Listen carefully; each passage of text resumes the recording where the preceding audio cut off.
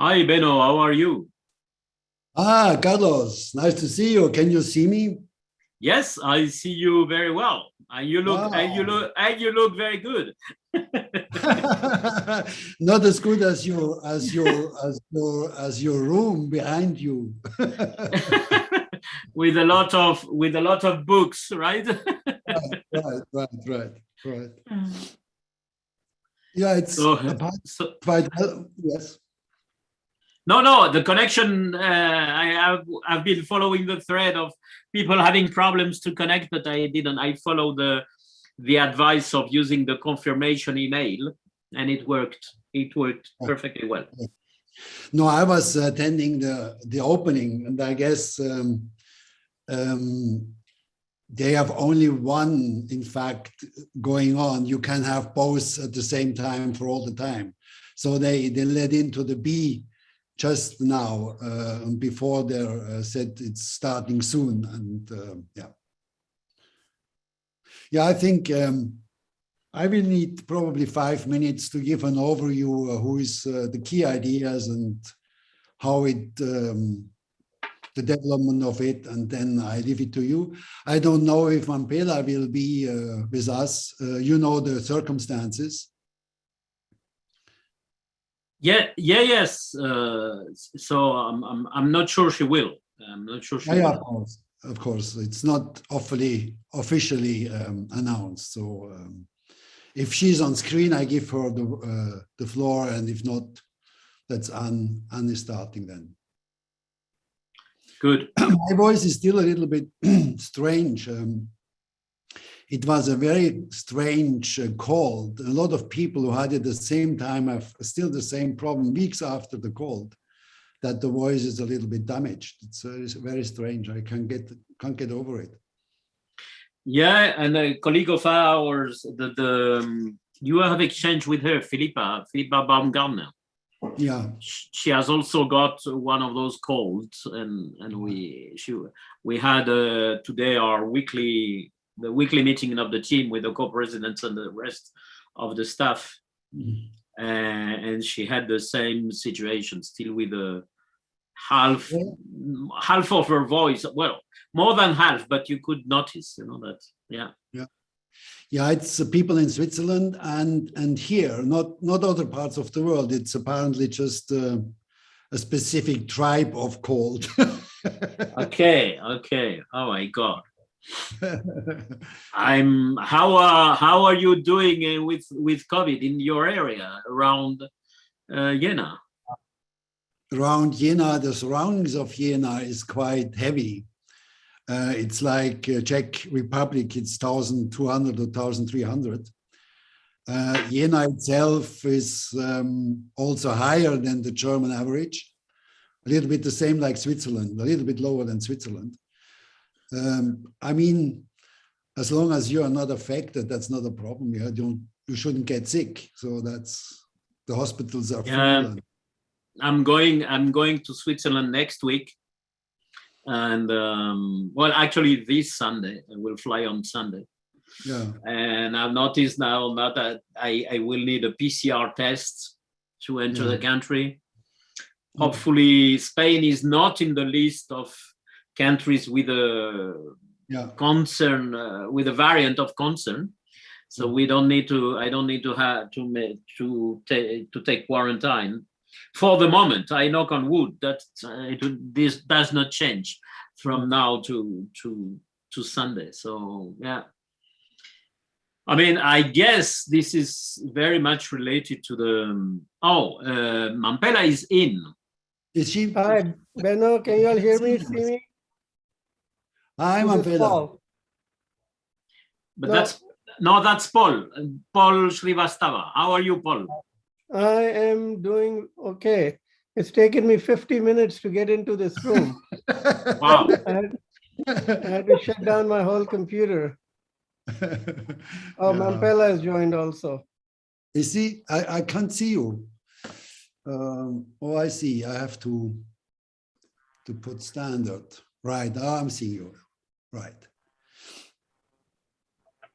Okay. Very good. Good. Good. Now we see our colleagues. Great. There we go. Yeah. Manfreda, you're ready to speak right after me, okay? Well, I'll have to be ready. Are you?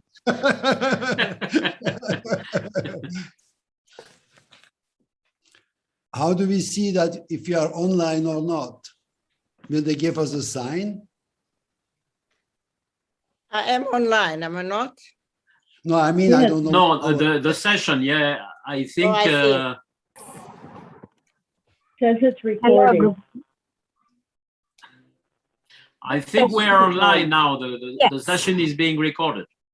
Yes, the Okay. session is being recorded and you are all online. I think 2 more of the panelists need to join. As and when they join, we will promote them. Okay, good.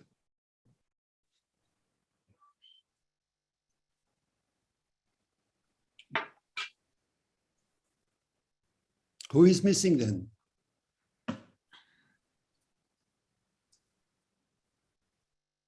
Luyf is not there.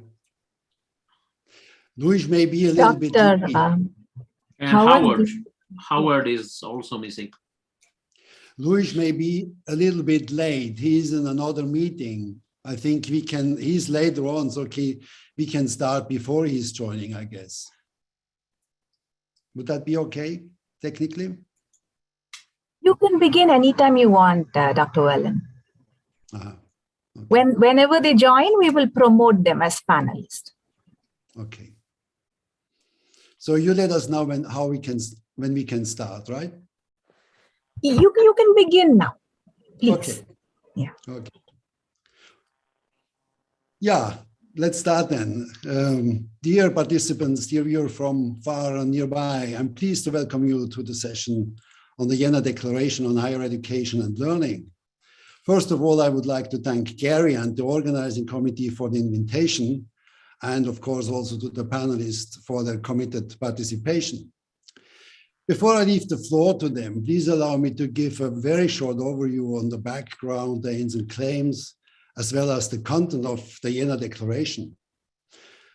The declaration is based on a survey among international leading sustainability experts by the UNESCO Chair on Global Understanding based at Jena University. It was sponsored by the Canadian Commission for UNESCO and the Canadian Social Science and Humanities Research Council on imagining the future knowledge mobilization. Many of these experts participated in the follow-up conference on humanities and the social sciences for sustainability that led to the declaration. The Vienna Declaration is now a consortium of partners, including many UNESCO chairs, but also the World Academy of Art and Science, the Club of Rome, the International Council for Philosophy and Human Sciences, the International Geographical Union, just to mention some. The ultimate goal of this declaration is to gather the highest possible number of signatories to put pressure on the leading sustainability agencies to reach the SDGs in time. That is to say that the Vienna Declaration is not only making claims, it is also and foremost about taking responsibility to engage in and organize the implementation of the claims. The starting point and key principle of the declaration is a very simple one, but at the same time, often ignored. It is the insight that sustainability is about more than ecology. Much of today's thinking about sustainability is rooted in the idea that nature is simply our environment, so that we are living in an ecological situation. We start from the premises that just the opposite is the case. With our bodies, we are part of nature. And the way we understand and transform nature depends on everyone's cultural background. From this point of departure follows that sustainability is rather a societal than a purely environmental issue. That vanishing point called for a change of strategies in many respects. Concerning research, learning, teaching, and information strategies, a primordial emphasis on the cultural and regional dimension of sustainability is indispensable. In short, if new forms of bodily embedded in nature are requested. We need first to start from the cultural embeddedness of our bodily existence. In respect of sustainability policies, the central role of bottom-up strategies is another must. Deep societal change is practically achievable in time if ordinary people from all sectors of society can be mobilized. In short, for deep societal transformation, we need to reach out and include its agent from the beginning on. And these key agents are the everyday agents around the planet, the citizens of the world. The declaration called for the strengthening of the effectiveness of citizens' engagement by all means. To include the citizens of the planet into societal transformation implies a well-balanced cooperation in all fields of activities. And that is to be achieved by transdisciplinarity, transsectoral and transnational approaches. Transdisciplinary cooperation is starting from real-world challenges with concerned citizens beyond disciplinary specializations. This should become the integral part of all forms of learning in and outside of schooling, higher education, and applied research. Overcoming disciplinary silos can become the basic formula for overcoming sectoral silos, as well as the national ones, towards a global approach. Starting from the cultural embeddedness premises implies a radical paradigm shift for sustainability strategies, away from imposing one-size-fits-all toward culturally specially tailored approaches. In short, we need to maintain the richness of cultural world instead of ignoring them or even forcing homogenization processes of humanity by unitary top-down strategies. And finally, a last principle on the central role of arts. To establish culturally diverse ways of living sustainably, creativity and the new aesthetics are necessary. How we do things depends very much on what they signify to us, how we see the world and our place in it. The arts in all their forms are crucial for expanding mindsets, providing new perspectives on ways of living. All these principles are bounded in 3 implementation program lines of civic engagement, creating an arts, and learning. According to the topic of this conference, the panelists will now focus on the last of the program lines, learning. Their short interventions will offer practical answers to 2 of the following questions. Why do we need an emphasis on learning? And how can we implement it in different sectors on different levels? Now I will give the word to the first panelist, Manfela Rampele, co-president of the Club of Rome. Manfela, the floor is yours. Thank you very much, Benno, and thank you to everyone on this call.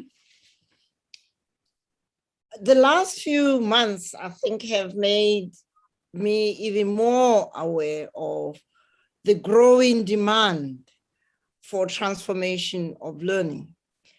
And that came in my country in the form of a young woman who is only 15, leading other school peers of hers to deliver the only climate plan for South Africa to our president before he went to COP26. When I think back on my own childhood, I can't imagine myself at that age being so advanced.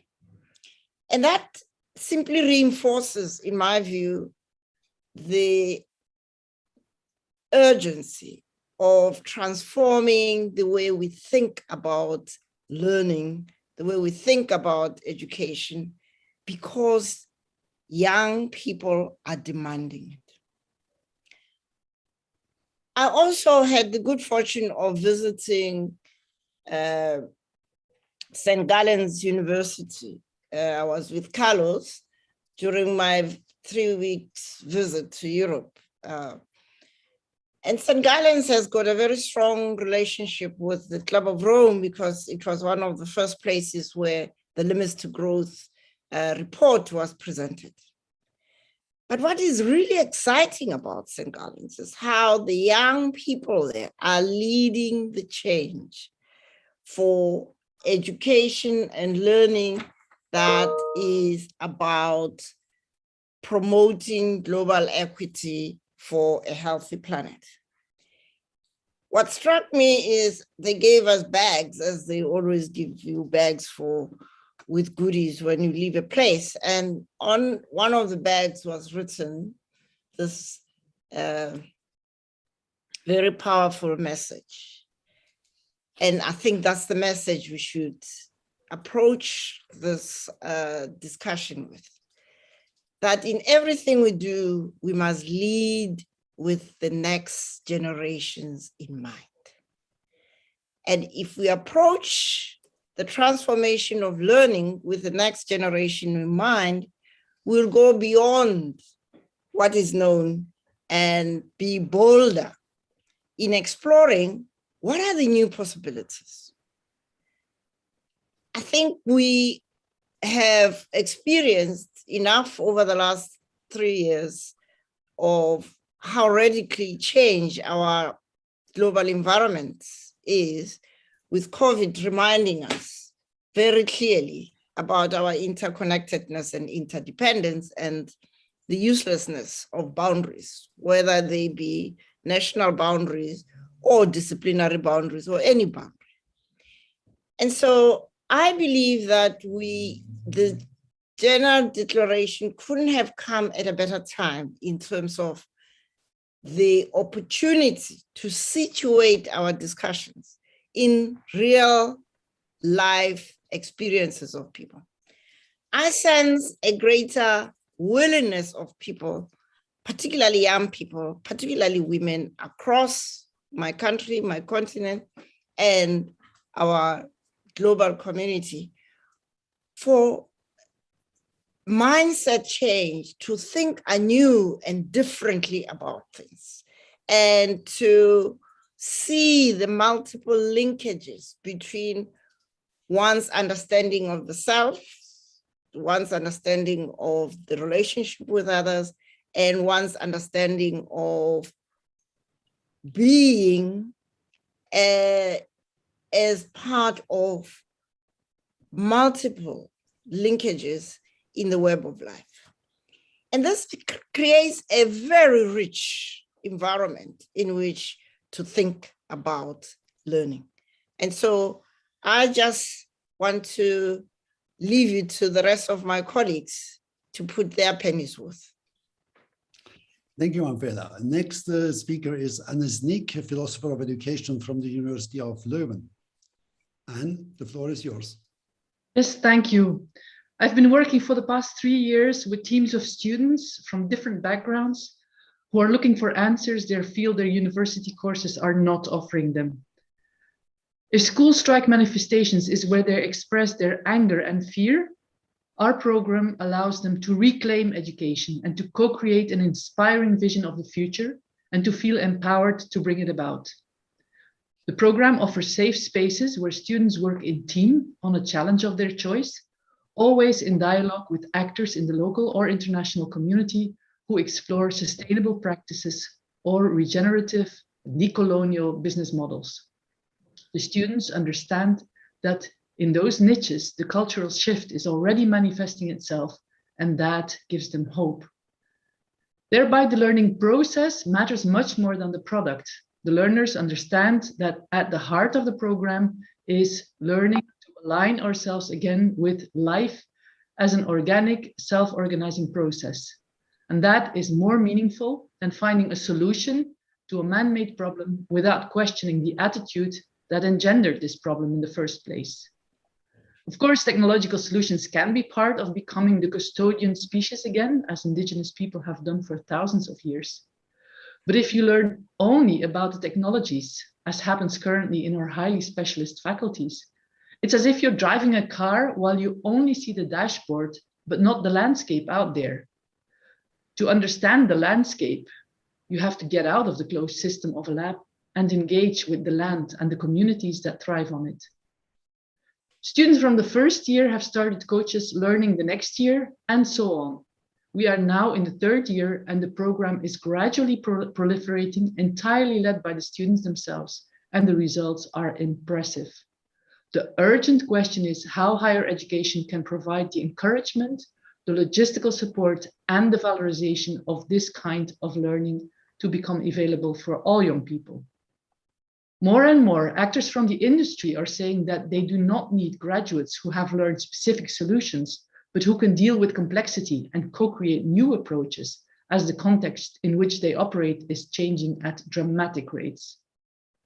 So we call this kind of learning acquiring bifocal glasses, whereby the narrow focus is offered by the specialist sciences, developing the technical dashboard functions, whereas the broad focus can only be acquired by transcending the disciplinary lens and learnings, a learning to align with the organic complexity of life on Earth. And as Mampela is saying, young people are still much more open to that and less formatted into the specialist thinking, and they are really taking the lead in that, and we should really encourage them and step out of the doorway and let them do that, because all hope is depends on their capacity to change course. Thank you. Thank you very much, Anne. Thank you. Next speaker is Joanne Koffman, independent expert of sustainability science. Joanne? I just had to figure out how to unmute. Thank you so much, Benno, and hello to all my colleagues. I'm happy to see you here. I'm going to take note of the paper that Benno mentioned, which was foundational in our work leading toward the Jena Declaration. And just to have a look at that, as you mentioned, it's future knowledge mobilization for societal transformation as a response to the request from the Social Science and Humanities Research Council of Canada. And for that paper, we conducted a survey as well as conducted interviews with leaders throughout the world. I don't know where that's coming from. Sorry for that. I guess it was here. I want to go back to the interviews that we found, and the interviews which we conducted with leaders around the world provided the foundation for the recommendations that now appear in the Jena Declaration. I believe it's a well accepted concept today, as Anne has spoken to, and I'm feeling too, that scholars doing research today must include dimensions from the social sciences, from the political world, but also and especially the cultural dimensions that we've so emphasized. And for that to happen within universities, even among the most prestigious, is going to require transformation within the universities themselves. And that's one thing that's easy to say about that, but it is very difficult to do. And while I only have a few minutes and was interrupted by the phone, I want to say that this transformation must reflect a sincere push to find new ways to address humanity's problems in the Anthropocene. And how? Well, four positive and concrete steps came out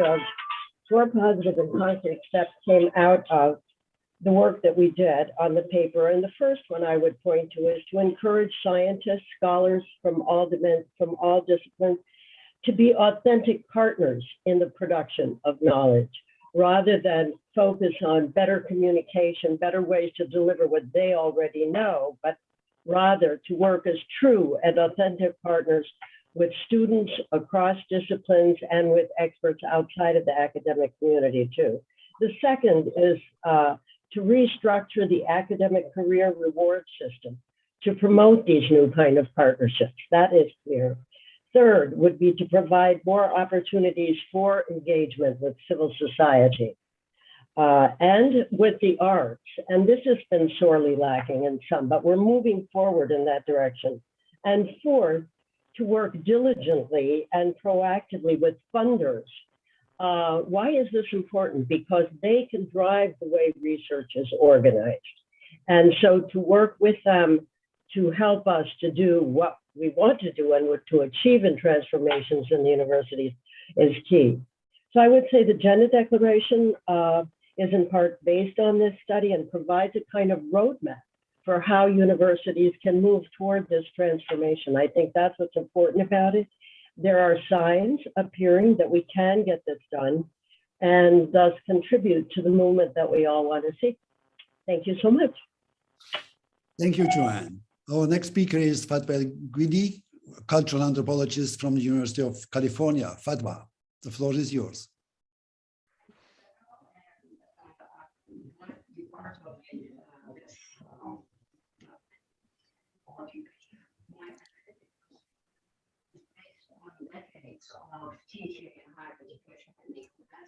We don't hear you, Fatwa. The sound is very weak.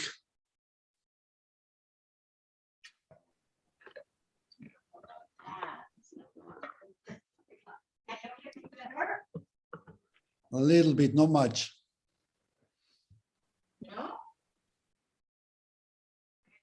No, very low volume.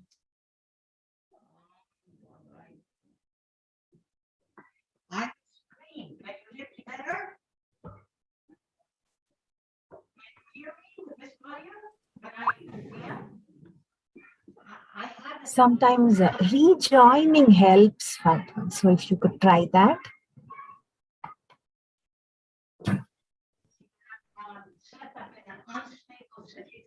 Situation in Paris. That's not my home. So anyway, my analytic position is based on decades of teaching in the United States higher education. And when I was invited by Qatar to introduce at Qatar University a social science program that includes sustainability in 2006. That was quite a challenge. Out of these experiences, I say that education is both teaching and learning, and they are of equal importance. And the teacher, if we harness our creative minds and imagination as humans, we have to enhance both to have good education. We must periodically examine our assumptions and ask what our goals are. We trying to fill jobs or build minds or feel good? We have to keep in mind that education is part of national programs in the world, even if there is a global oversight. And we are dealing with nations who have hundreds of millions of people in a population of hundreds of millions. That graph is favoring youth. So the question is, how do we provide education for these numbers? And not experiments of 5 or 6 or 10 or 12 are talking about 100 million or 200 million or 300 million. How do we provide education? What kind of education?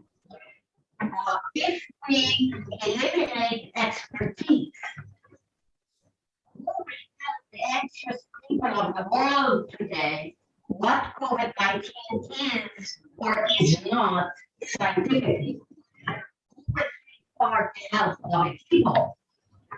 Who will perform surgery? Who will transmit knowledge about climate science and about heritage? So, in other words, for education to be sustainable and to include sustainability, we must address all these issues because there are different nations, different demographies, different content in the demographics, but also different levels of development and different phases of decolonization. Okay. Thank you, Fatwa. Thank you very much. Our next speaker is Sandra van der Luyf, director of the ASU SFE Center for Biological Complex System at the Arizona State University. Sandra, the floor is yours. Hello to all of you. The first need seems to me to educate Western society into a different awareness of nature and other cultural and social systems. Without doing that, we will not solve any of the problems that are currently hitting the world. So on the one hand, we need to investigate why we're in the current situation. And when we do that, we see that over the past 300 years, the West has created a perception of the world that is increasingly dominated by immediate transactional rather than long-term relational interactions. And that has closed itself off from other parts of the world by focusing on closed categories and identities rather than open categories and relations. As a result, our cognitive and scientific world is over-reliant on what it considers known and underestimates the importance of the unknown or the partly known and the risks that that brings. That is why you get epidemics like we're currently living.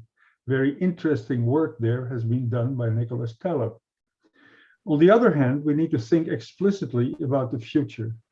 And at ASU, we have therefore created a College of Global Futures, which has that as its main brief, and which is developing a very different way of doing science.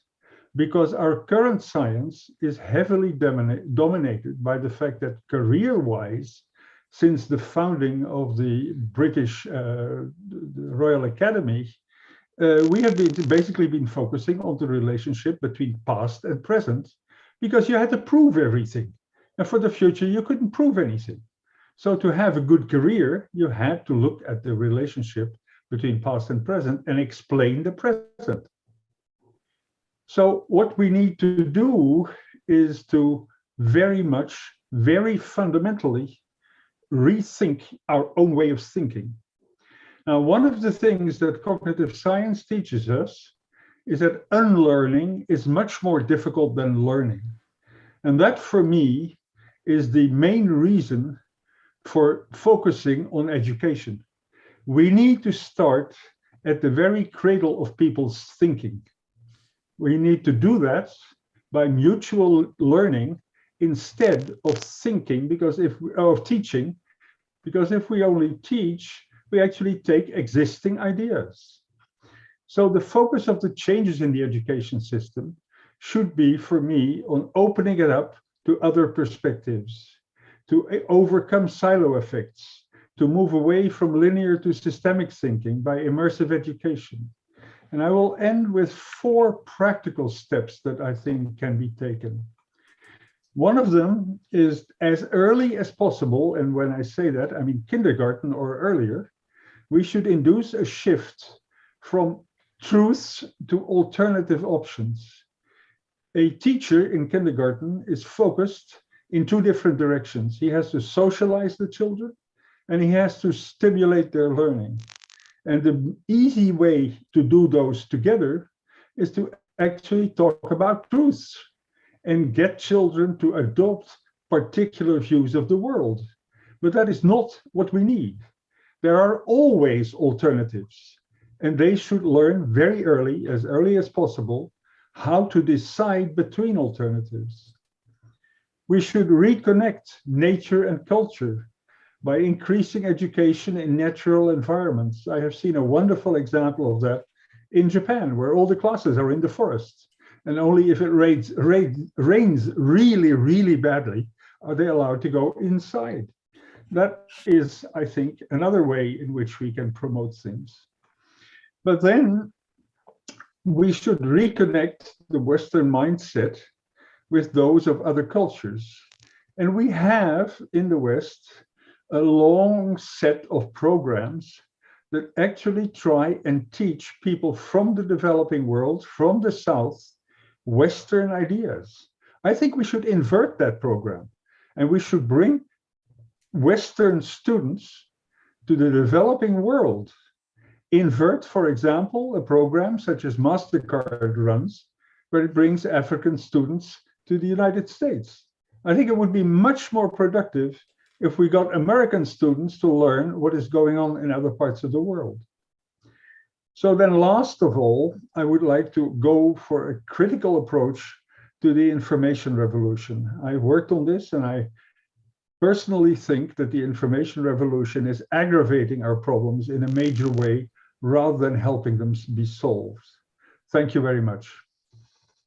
Thank you, Sandra. Thank you very much. Our next panelist is Carlos Alvarez Pereira, member of the Executive Committee of the Club of Rome. Carlos, please. Thank you, Benno. Your questions are very good. I mean, coming back to why do we need an emphasis on learning? The question already says a lot, and it offers itself an answer, because we are not learning. We are not, for whatever we say about ourselves, we are not a learning society.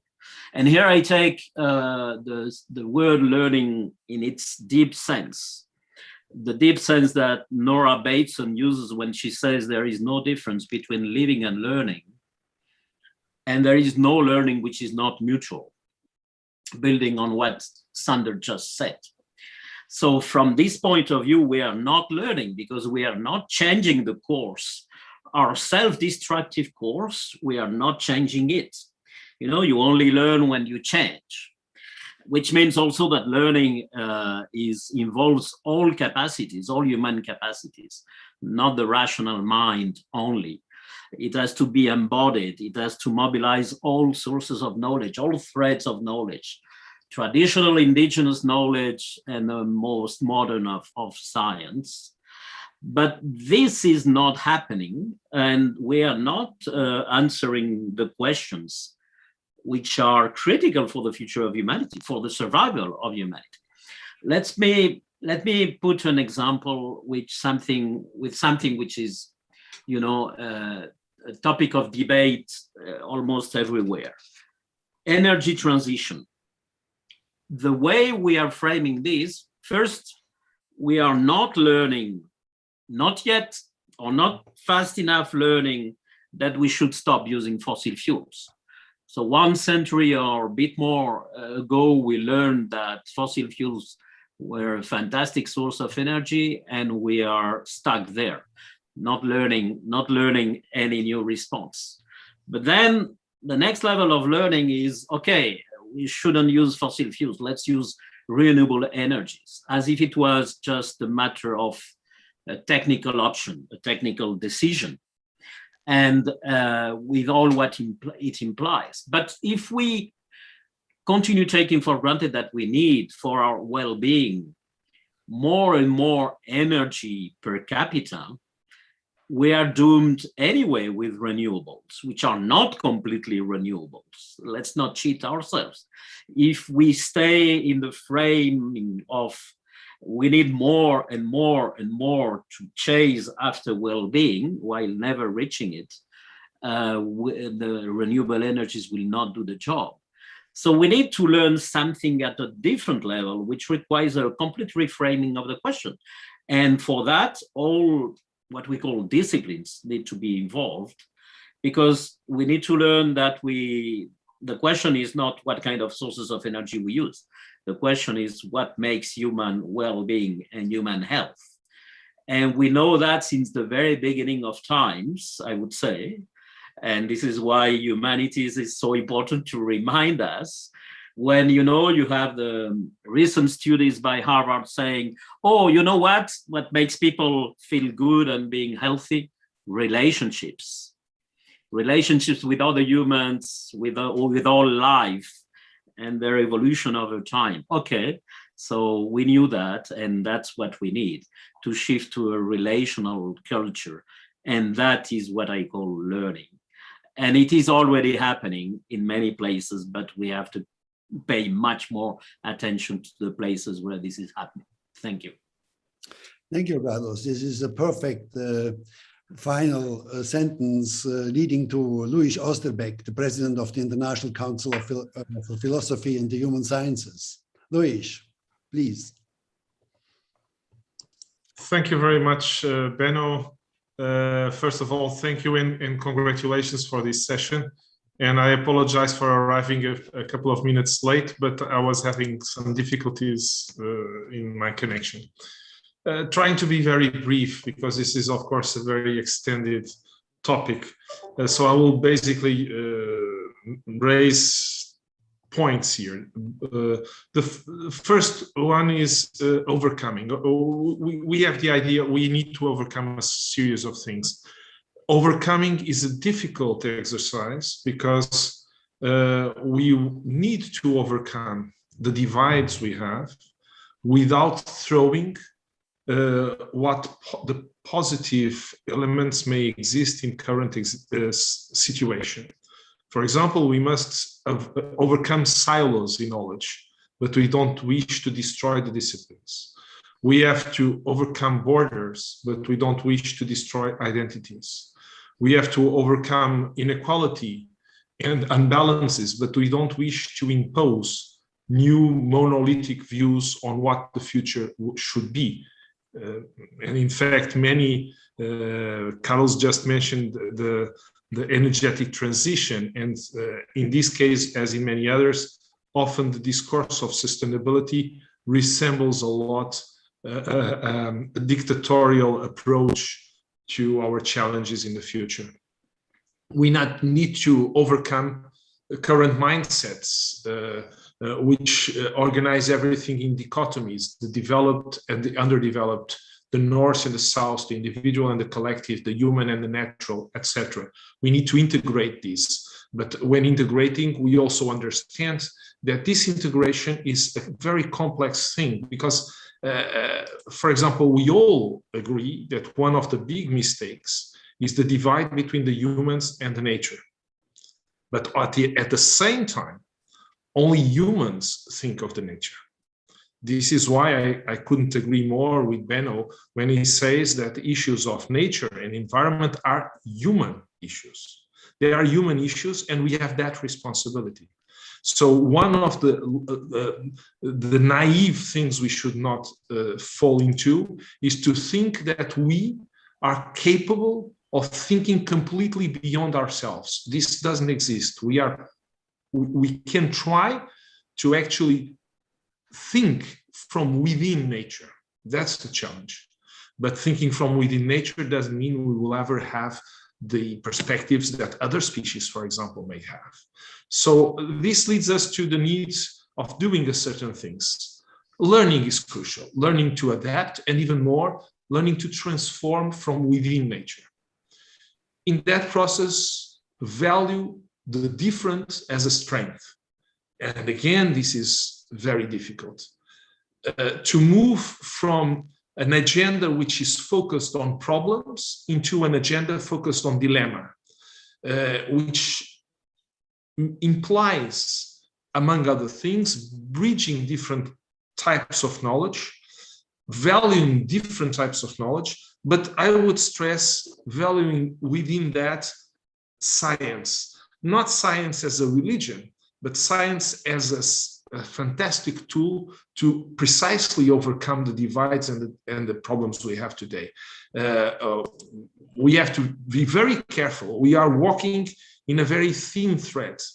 If we don't walk on it, we will never get to the other side. But when we are walking in a thin thread, we can easily fall.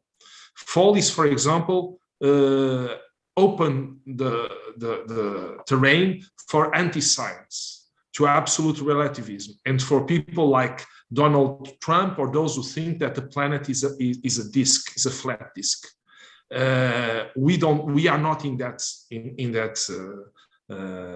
perspective, but we have to be very careful in the way we speak because we might be misunderstood. We have to accept, and society, not us in this chat, but society, that no one knows how the future will be. And so the issue of sustainability is not about the goals. It's a complete mistake to have a strategy based on goals. What is important is the path, is how we build things together, because it's in the process of integration, of this diversity, of this new understanding of us being part of nature and so on, that probably in the future our descendants, already us, but our descendants will build something completely different. So what will be between us and them is not what they will do. It's the possibility that we build the same methods of working together, a new integrative way of doing things. And this is the challenge. And while the United Nations, the different international organizations will keep on focusing on targets and objectives, they will fail.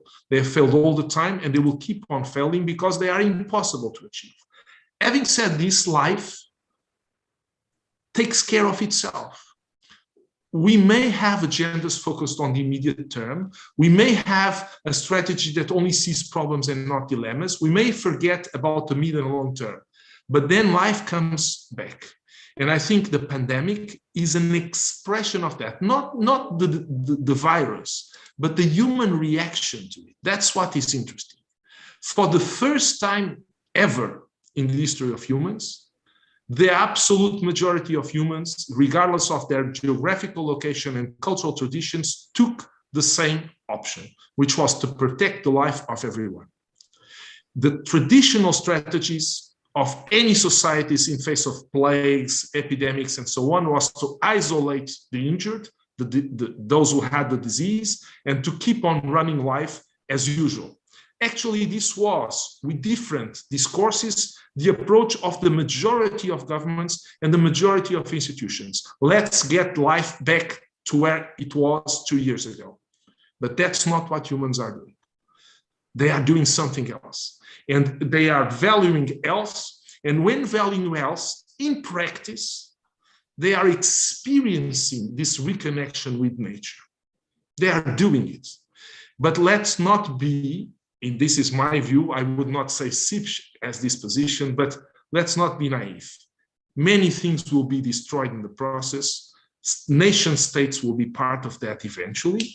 Also universities, also good things that we have.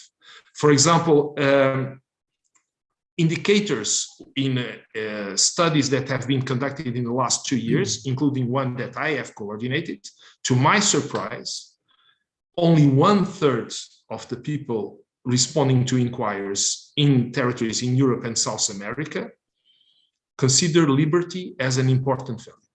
2/3 don't. They consider individual liberty. Yes, I have to finish. Sorry, I spoke already too much. Basically, just to conclude, we have launched many programs. My view, and I think the view of SIPS, is that the Jena Declaration is a very good framework in theoretical and practical terms to integrate the diversity of options that we may have in this debate and others.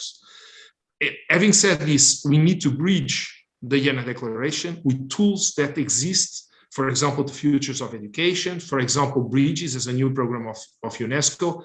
We need to do that.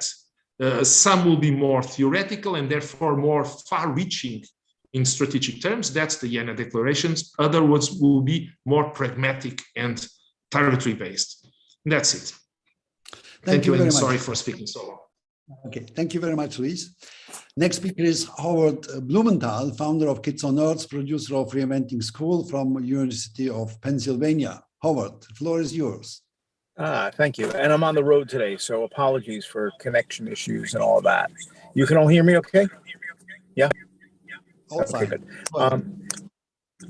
All right, so here's the adventure as it's sizing up. Step one, for about 3 years, I've been interviewing kids all over the world and listening to them about how they learn, what they want to learn, what they feel is of value, what they don't feel is of value, what they get from school, what they get from media. Part one. Part two, pandemic, can't travel. Now I'm talking to educators all over the world. And what they're talking about is very different from what the kids are talking about. They have their systems and institutions and curriculum and all this stuff, which is largely irrelevant to the kids, except they have to pass the tests and get into college if they're part of that lucky half.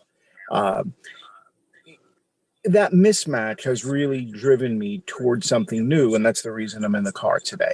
We're establishing now at another university, another major university, something called the 21st Century Learning Project that will look at, number one, what's happening in the world of the 21st century that needs to shape what we learn and how we learn it.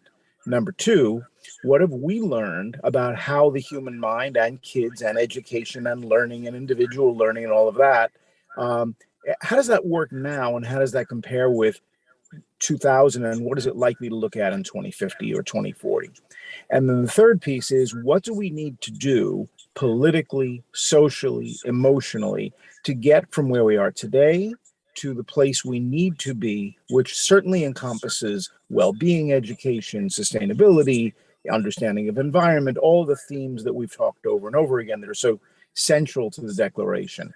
So this is a hands-on approach with hopefully with many, many different partners in very different shapes and sizes, including from the very first kids.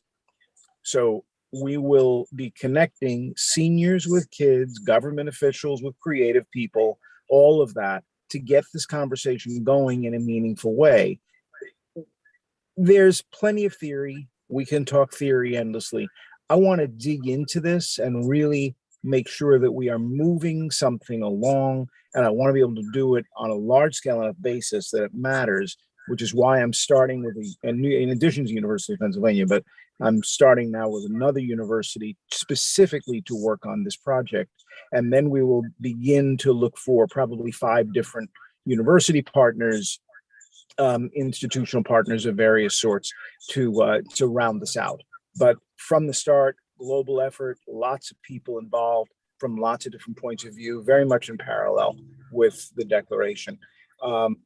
My specific concerns right now are, I don't think what we are teaching in schools is the right thing. I think we need to be flipping the curriculum so that people are learning about the world and about themselves. I think it's far less important to learn about mathematics, et cetera, which is not to say eliminate it, but I think we have to play with the balance quite a bit. And the second is, we don't educate or make any attempt to educate 80% of the people on Earth who largely learn from media and from one another. So we need to think about, what does it look like in the 21st century to be a learner who has facilities available to them, not on an informal basis, but on a large scale basis. So this is a big, big change movement. And I'm very excited because, I'm heading down to start it. So we've begun with some theoretical work, but we actually get to hardcore work this week. So that's the quick update. I'm sure that we'll all have lots more to talk about, but I'm pretty excited about this. I've been working on it for a few years, and it's nice to see it finally coming to fruition. So there we are. I'm happy to answer questions, but I'm going to get on the road, so I'll be doing it audio only probably. Thank you all. Thank you, Albert. Last speaker is Paul Shivastava, Director of the Sustainability Institute and Chief Sustainability Officer of Pennsylvania State University and member of the Club of Rome. Paul, please. Can you unmute yourself, please, Paul? After doing after doing Zoom for 2 years, I still don't begin with unmuting. Sorry about that. That happens. I want to begin by thanking Benno and the fellow panelists here for a very enlightening and also encouraging set of short talks.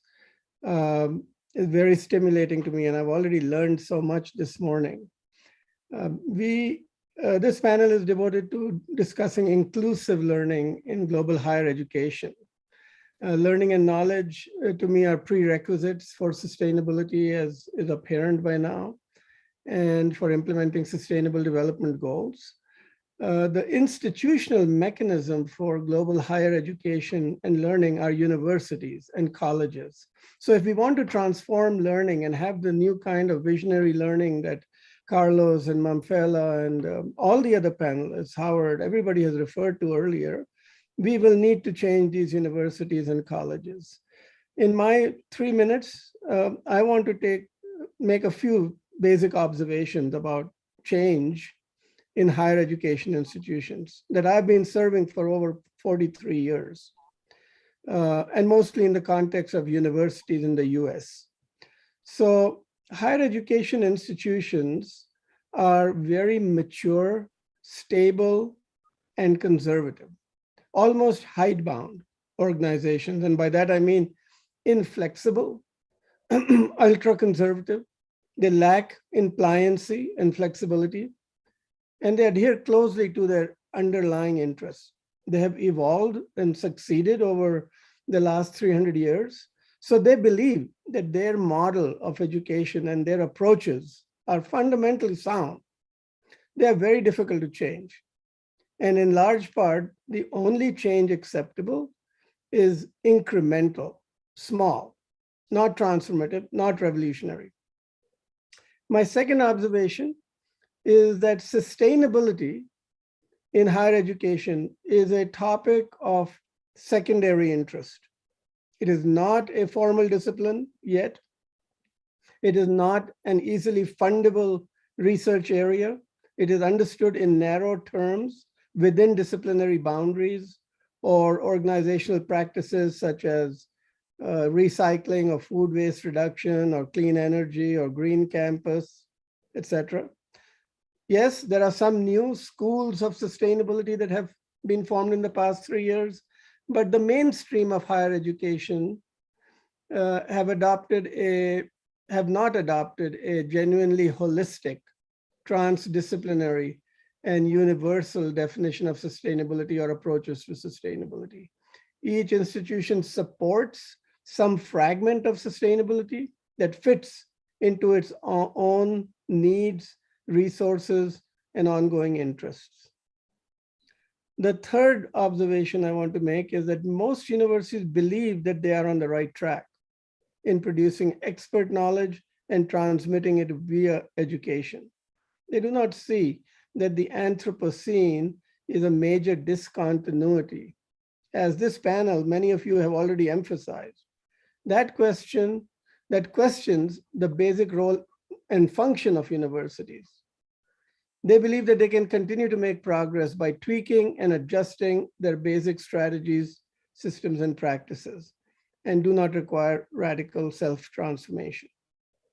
So in this sort of an environment, how do you bring about change?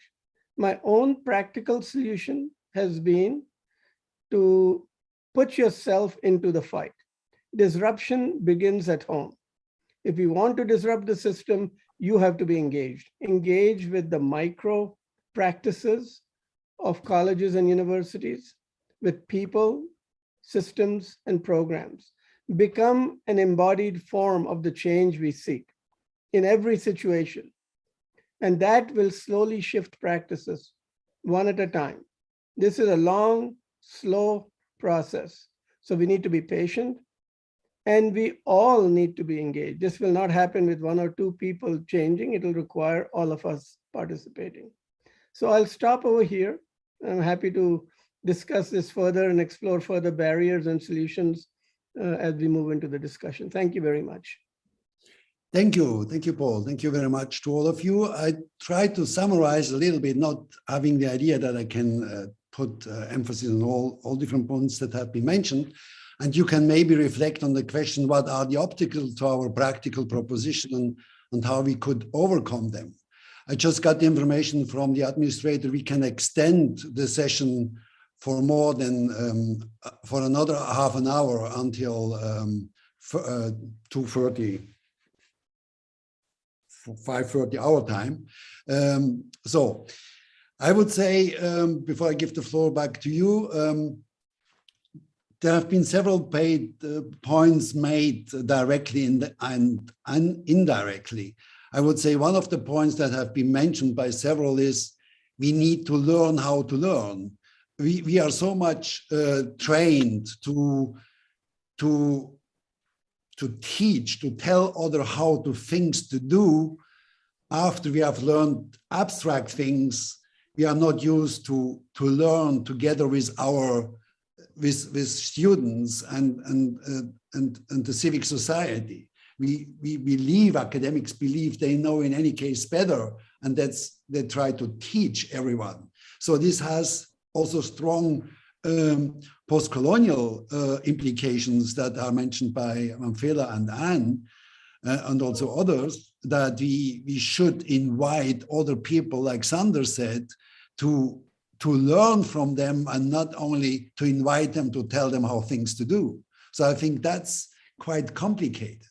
And if we take all the curricula from all schools around the world, they are not open to that at the moment. You have few exceptions mentioned by Paul at the end of the presentations, but we need to introduce that, like Sandra mentioned it, maybe already from the kindergarten onwards, because that's where people learn the routines that they are difficult to overcome in the later years. So I think that's an important point, and also one that Joanne has mentioned. We are trained to repeat what we have learned, but to deal with the civic society and other partners in a direct way, authenticity is maybe the highest good together with truth. We cannot just pretend that people have to believe us because we have a certain position. We have to accept that they believe us only if we are trustful. That was all we mentioned by Carlos, establishing relationships and so on. So I was trying to put some points that occurred to me like central, or that I could remember at least directly.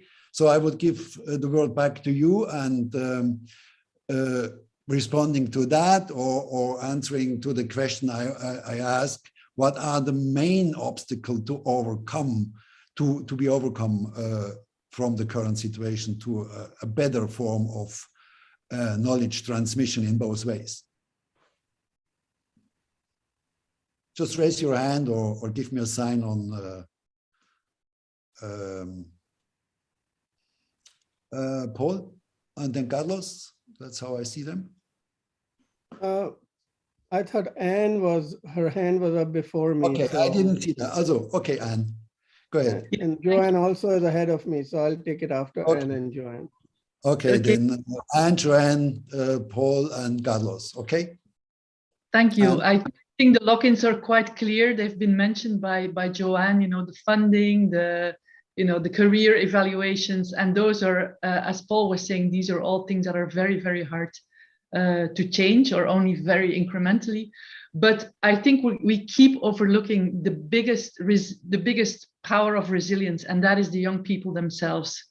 And I can tell many, many stories of how students in artificial intelligence that think a course in ethics something totally irrelevant, and it's also taught in a way that they can't connect with their own field of study. It's about all dead guys in Greece or something.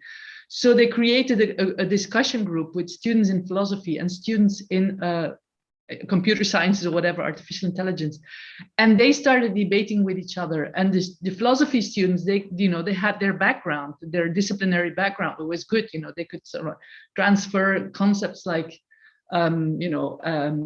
maybe utilitarianism or other ethical concepts without using the jargon, just telling that in terms of, if you do that with your artificial intelligence, you're reducing my privacy, etc., etc.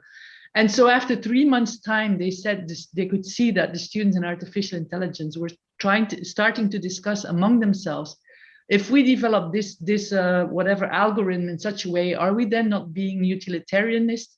And that is what we need. We need people, we need engineers who can make the ethical reflection as they work. And the students can do that among themselves, with the teachers cannot do it, because the teachers indeed are, as I think it was Sandra was saying, transferring the past, whereas the students are co-creating the future. So again, and I'm doing what Paul is saying, become embodied form. I'm just doing it at home. And I must say, in 3 years' time, I'm just totally amazed by the creativity, the ingenuity of the students. We had Mampela give a workshop with one of the teams just this week. It is just, this is really where the hope is. So let's not keep focusing on the stuck parts of the academia, but please let's look at where is the power of the students. And yes, they need the knowledge from their disciplines, but this is the narrow focus. And to bring that together in the broad focus and to decolonize the academy, we need to create spaces where they are in charge. Learner-led education, not teacher-driven. That's where the teachers can learn from them to unteach. So that was what I wanted to say. Okay, then Joanne, can you unmute yourself, Joanne? Can you unmute yourself? Okay. I'm getting there. Sorry. Yes, well, I completely agree with that. There's no doubt about that. But at the same time, when we're talking about obstacles, which is the point of the discussion right here, I see these things that I mentioned, but which came out of our survey and our inquiry of academics and thought leaders really in this subject from all over the world. And I think that as much as we,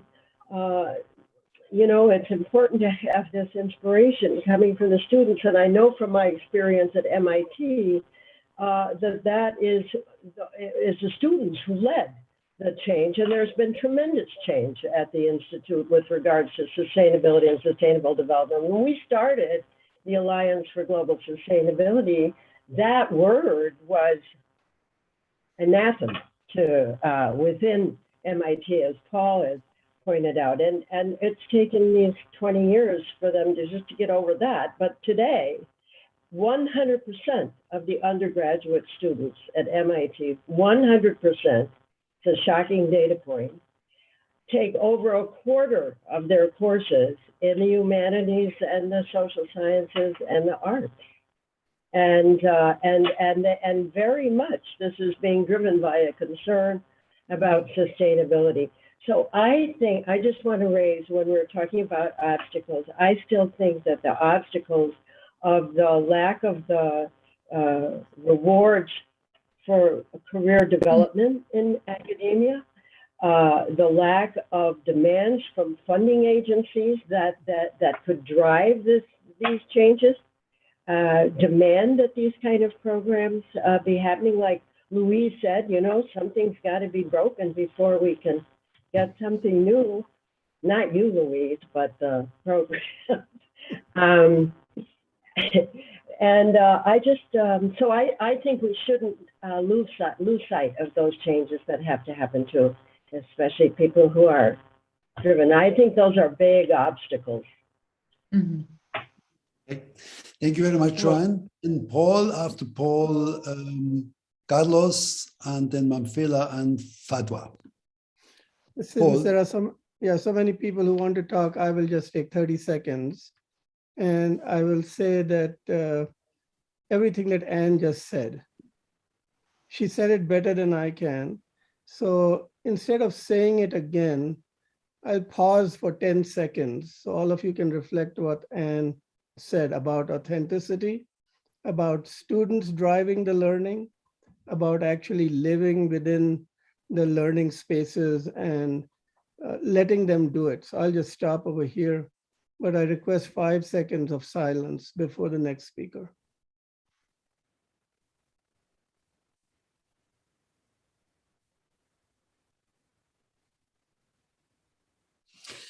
Yeah, I could maybe, Anne, ask after the next questions to go ahead on that. So what to maybe to tell us what the role of the teacher then is in that kind of learning processes. But first, Carlos. Well, we are talking about the same, and well done, Paul, for your 5 seconds of silence. Very appropriate. I want to put emphasis on the distinction between learning and, on one side, learning and teaching and education, because I think it's key. Until we don't understand that learning is living, learning is co-evolving, is co-adapting in a certain context, in a certain environment. And hence there is no teaching in the vertical sense of the term, because the teacher, as you just were asking, Benno, is also a learner. He's just somebody who is in the learning process together with other learners with different roles, but all of them are learning something deeply new, learning in the sense of changing.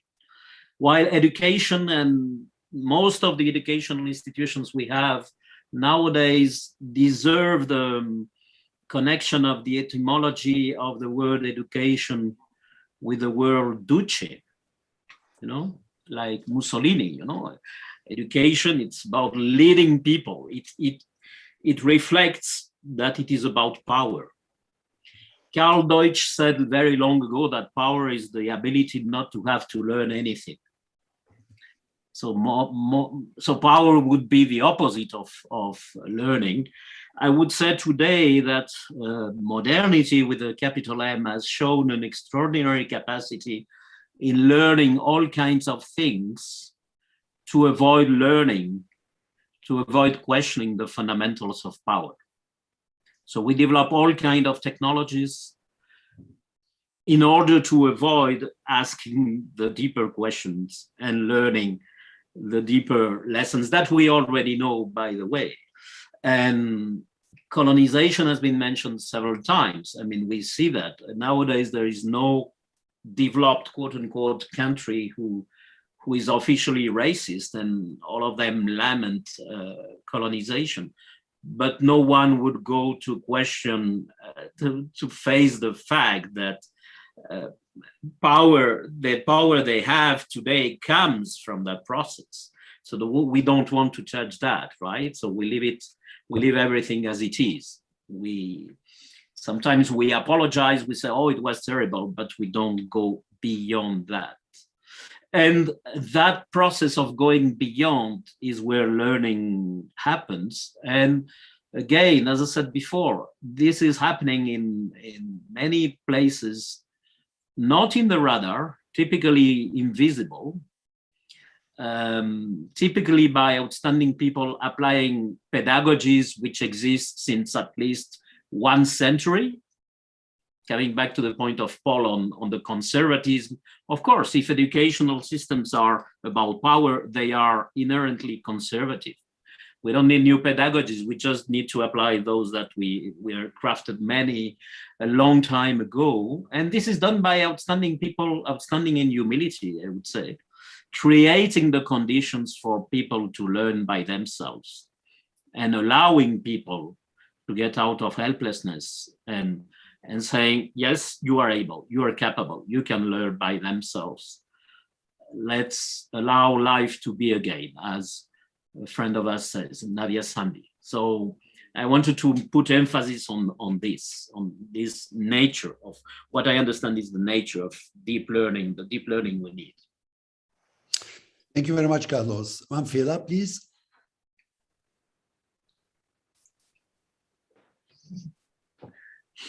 To respond to the question of obstacles and then make a comment on it. I think the biggest obstacle is fear. Fear of loss, fear of the unknown. And this is why people who are within higher education institutions have such a hard time, because they don't want to put their careers at risk. And here, again, going back to the point I made at the beginning, young, gifted, and brave people are the ones who are going to lead this change process. Because I can't tell you the thousands of young people I've gotten in touch with over the last year and a half or more, who are insisting that they are not going to continue to make the choice between a career on one side and values on the other. And they are quitting top-paying jobs, including academia and public service, etc. So I think those young people have overcome the fear of loss and the fear of the unknown. And what we need to be doing is to promote the environments or the ecosystems where people learn together to overcome fear. I come from a country which will never have been free today, had young, great unwashed people who were my generation in the late 60s overcame the fear of the oppressor and stood up against the bully.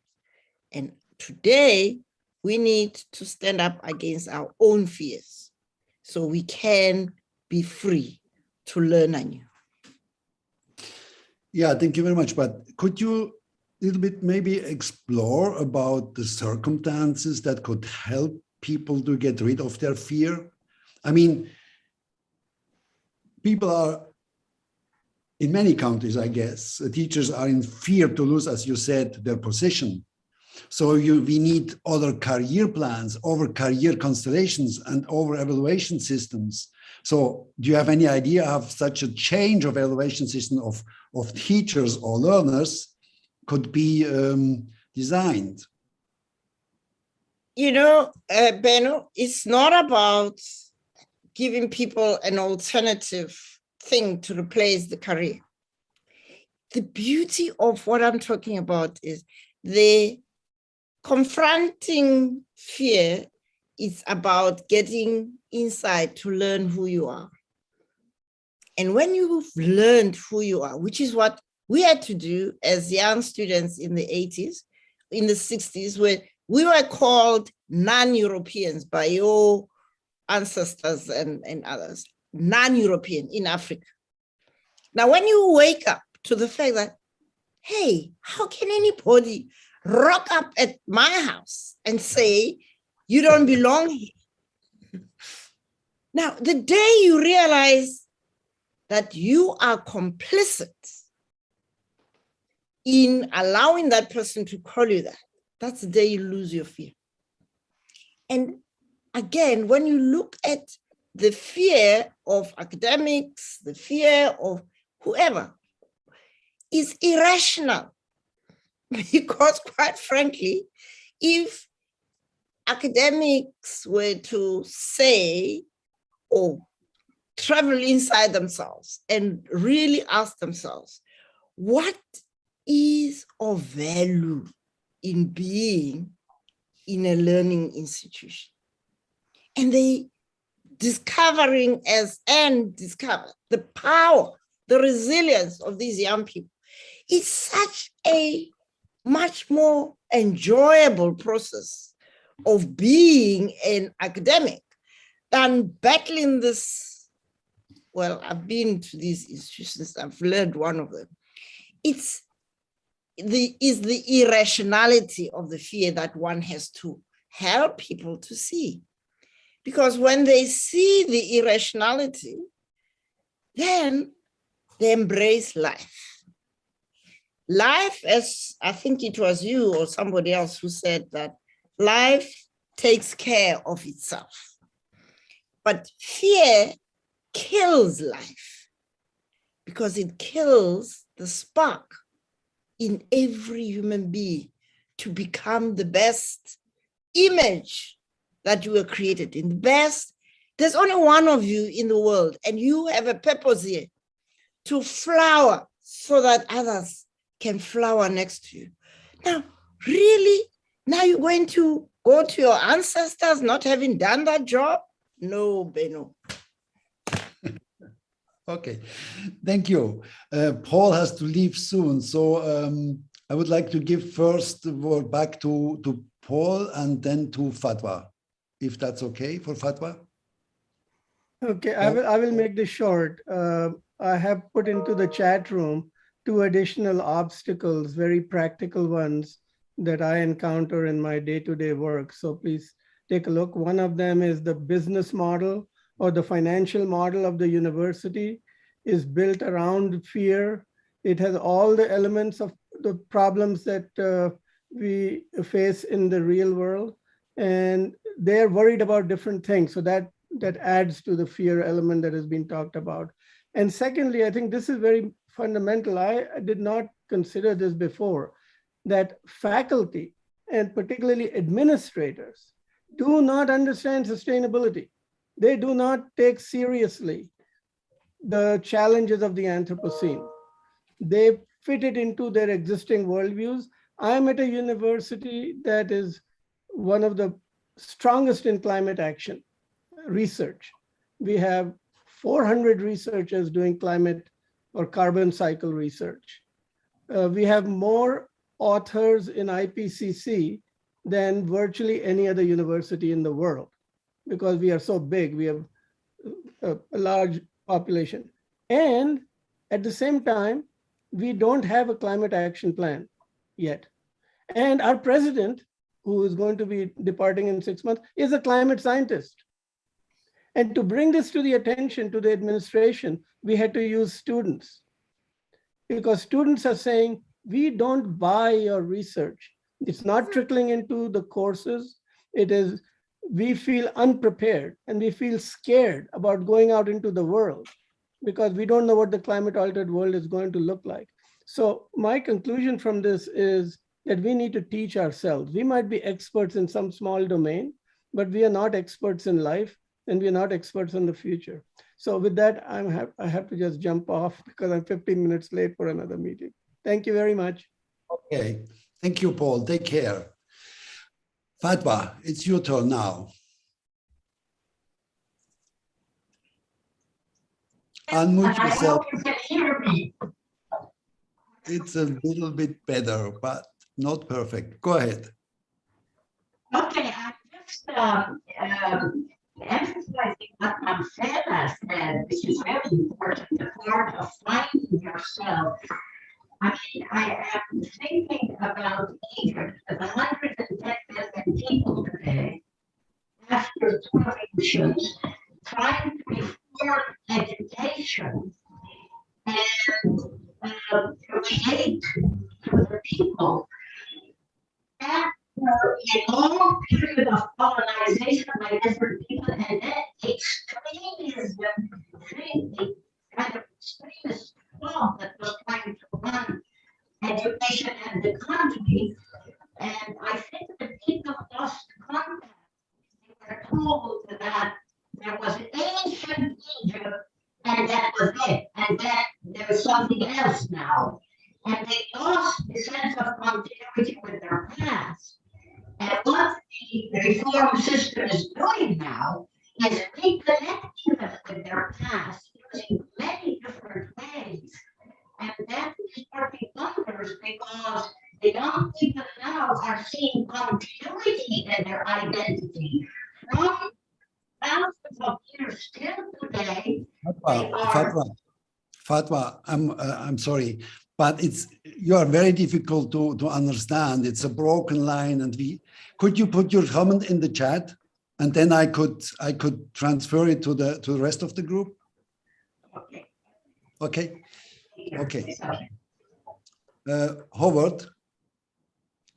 Howard, are you there? And I'm not sure whether this will be perfect. Can you hear me? It's okay. Can you hear me? Yep. Yeah. Okay. Good. And I'm driving, so I will keep this brief. So there's about 4 different areas that I think we should think more about. One of them is the relationship between the teacher and the student, which seems to be central. Somebody asked before, what's the role of the teacher? It seems to me more and more the teacher is a guide, but not a lecturer. That's not a new thought.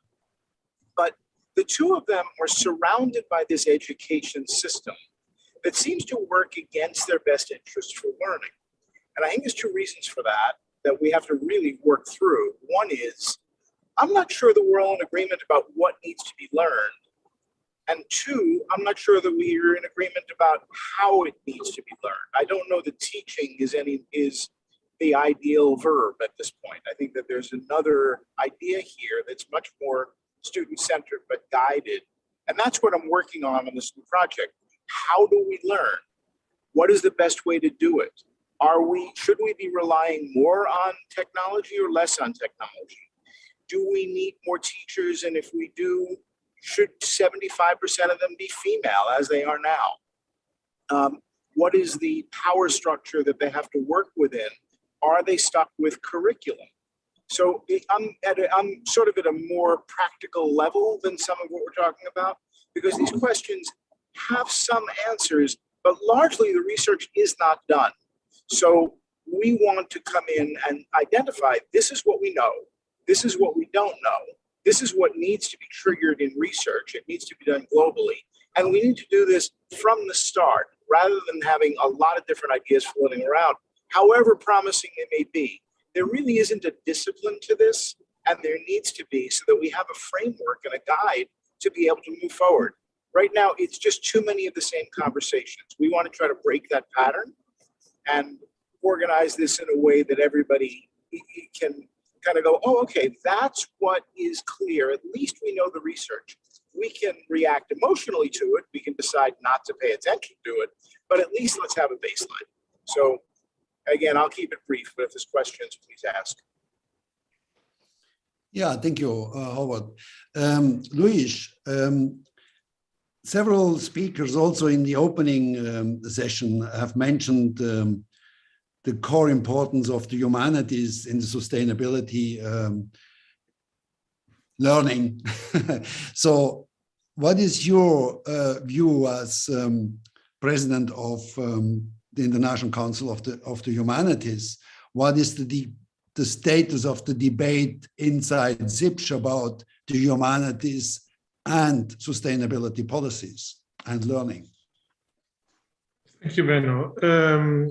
Well, we will have a conference on this, as you know, in a few days in Odense. And I would say the first thing is, well, we understand the relevance of the humanities. I will go back to that. But we also had an extensive discussion about also the protection of traditional research.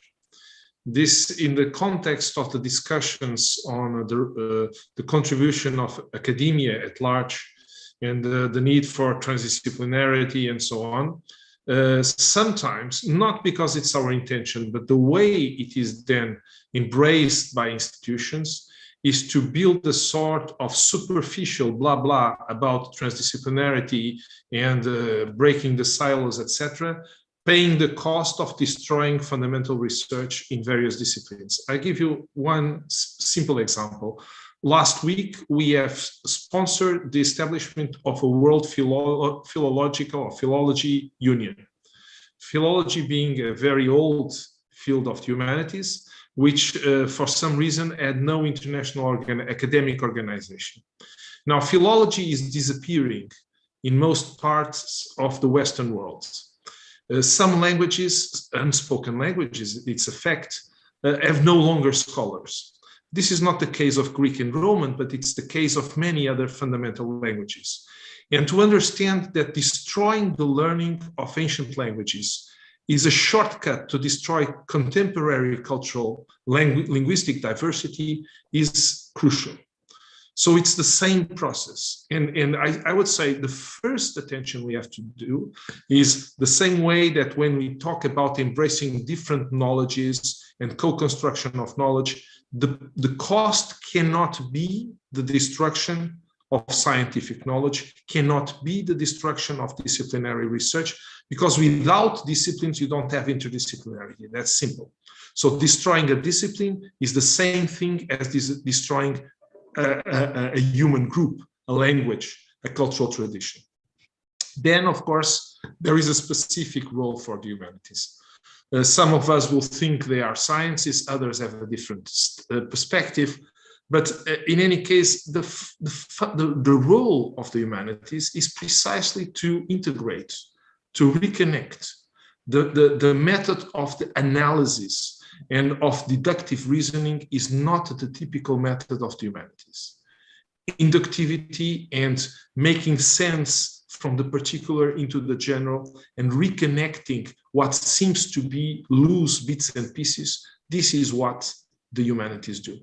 So I don't think they are better nor worse than any other form of contribution in terms of knowledge. They are specific, having said this. And without the humanities, I doubt very much it will be possible to overcome the current divides, because the humanities are precisely the field of academic knowledge that is happy to be diverse. Everything else tries to find the rule, the pattern. And it's good. If you don't have a pattern in chemistry, you're doomed. You need that. But in history, in anthropology, in linguistic studies, in philosophy, it's the diversity that we look for. And so it's a part of the balance, and this is how we see it. We will have this discussion next week. I don't want to develop much because we don't have that much time. But I hope I have answered your question. Yeah, I think if I'm allowed just a few more seconds. As you know, one of the projects we have launched, which is a difficult project, is called the Global History of Humanity. And this precisely is, we can value diversity, we can value the different cultural traditions and still recognize humans as a single species. And if we don't recognize humans as a single species, we open the door to racism and xenophobia. The only way to counter that is to anchor the discussion of values, which is typical of the humanities, also in natural history, to understand human history as part of natural history. Because if you don't understand human history as part of natural history, then you are resuming the divide between humans and nature. The way to reconcile this is precisely, again, humanities, I think, do this. They value everything. And one of the things they value is natural sciences as well. Yeah, thank you. I think there is, my observation is that there's not a clear distinction made very often between basic science and applied science. I think that the transdisciplinary approach is especially for applied science, but we have to train it, to have training camps for that, for all students on all levels of learning. And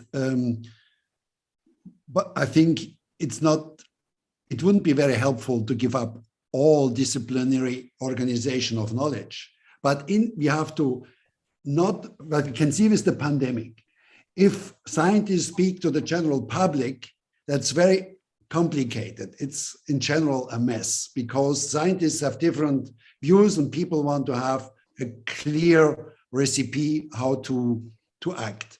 So I think we need to train that, to give the capacity to reorganize scientific knowledge, as I call it, in the logic of everyday actions and not just in the form of the scientific division of labor in form of disciplines.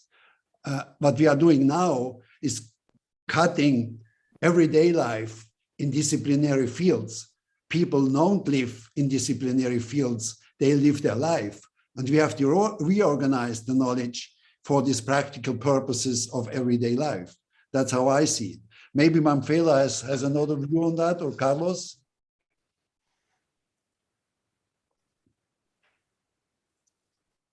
No, you agree on that?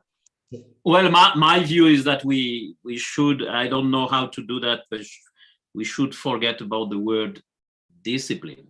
You know, even transdisciplinary is still built on the word discipline. Of course. So let's go back again. I think my view is, let's put upside down this process, because for now we look from the different disciplines, and this is what makes us asking framed questions, and we cannot see the larger picture.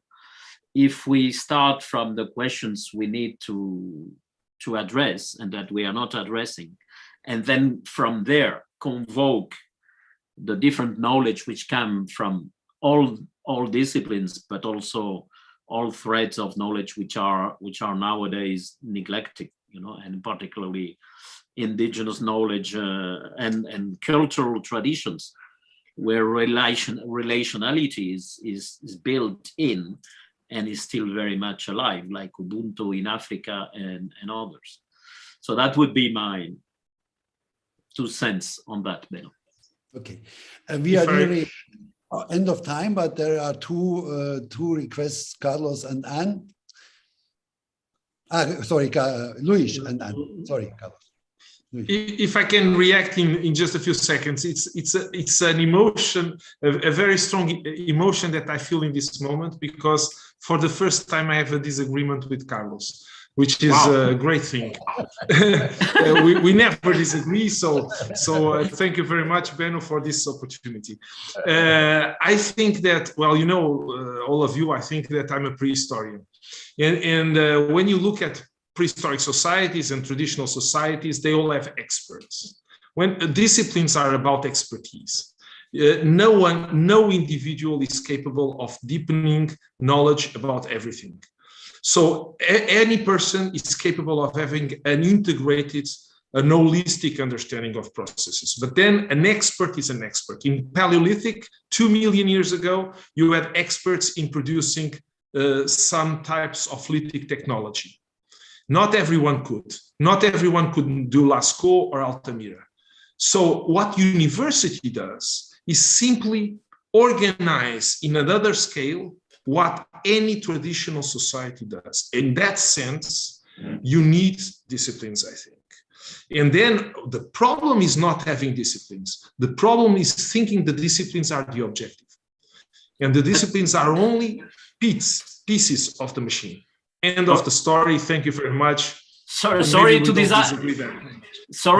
disappoint you. We don't disagree, Luyf, actually. Yes, maybe I didn't explain myself very well, but I fully agree with what you just said. So okay, Anne, please. Well, I just wanted to say that it's a bit strange that we're pleading here for a multiplicity of knowledges, and at the same time we're having this discussion for or against disciplinary knowledge. You know, you have disciplinary knowledge, and indeed an individual can choose, you know, one field of expertise, historian or whatever it is. And then the other kind of knowledge is the holistic knowledge, is the living systems knowledge. And those two, integrating those two is, you know, and that, you know, in that sense, it's transcending the discipline by, you know, not just learning as an individual with one kind of focus, but learning as a community with all those focuses, you know, working together to create a vision of the future, not just what we know from the past, which is what your discipline will teach you, but a vision of the future. And I think, you know, I always talk about sustainable higher education is giving young people the bifocal glasses so that we don't only see the dashboard of the car, the technical parts that we can control, but we also see the Anthropocene landscape, which is very wobbly and misty and uncertain. And how to make sense of that is not a matter of individual knowledge. It's a matter of co-creating a hope-inspiring future. So maybe that would, you know, sort of like reformulate what Luyf is trying to say. It's not for or against the disciplines. And my experience is also that if you add the layer of transdisciplinary team learning, you know, learning with actors outside of the disciplines, with these, you know, pioneers that rebuild regenerative practices, it also starts having an impact again on how they approach their discipline. So it's not, you know, a discipline as a fixed thing and then transdisciplinary as something radically different, but they also mutually inspire them. You know, it can change the discipline if everybody first acquires a transdisciplinary focus. You will look at, you will ask different questions. You will not say progress is good, but you will say under what conditions is progress good, or something like that. Thank you. Thank you very much, Anne. Is somebody asking for the word to making some final observations, Manfreda, or? I have to love you and leave you. I'm jumping off the call, and thank you for an exciting conversation. Thank you. So I'm trying to say a few words to close the session. I think we touched many important points of changing paradigm from teaching to learning and the implication of it. I hope that to produce a little summary of the session over the next days, and then sending to all the panelists to have maybe a little summary of what we discussed. And about the Jena Declaration, I can say just a few words about the next steps. We are working now on the global platform, digital platform. I hope to bring some next steps of the development and the architecture of it mid next week, I guess. But we will also be present in many other platforms in Germany and beyond it, so that we will have the basic idea, the Jena Declaration as network of networks is growing. And I think that's quite a fantastic development. And I'm very optimistic that we will get a massive amount of signatories, co-signatories in the course of next year, if only the half of the things that are going on will be implemented in the next days. I thank you all for the very lively discussion and all the insights. I was copying all the chat or most of the chat contributions and will send them to you because they will disappear when the session is closed. That's my experience. Have a nice day. Have a nice evening. Seeing you soon. Maybe all of you. Bye. Thank you. Bye-bye.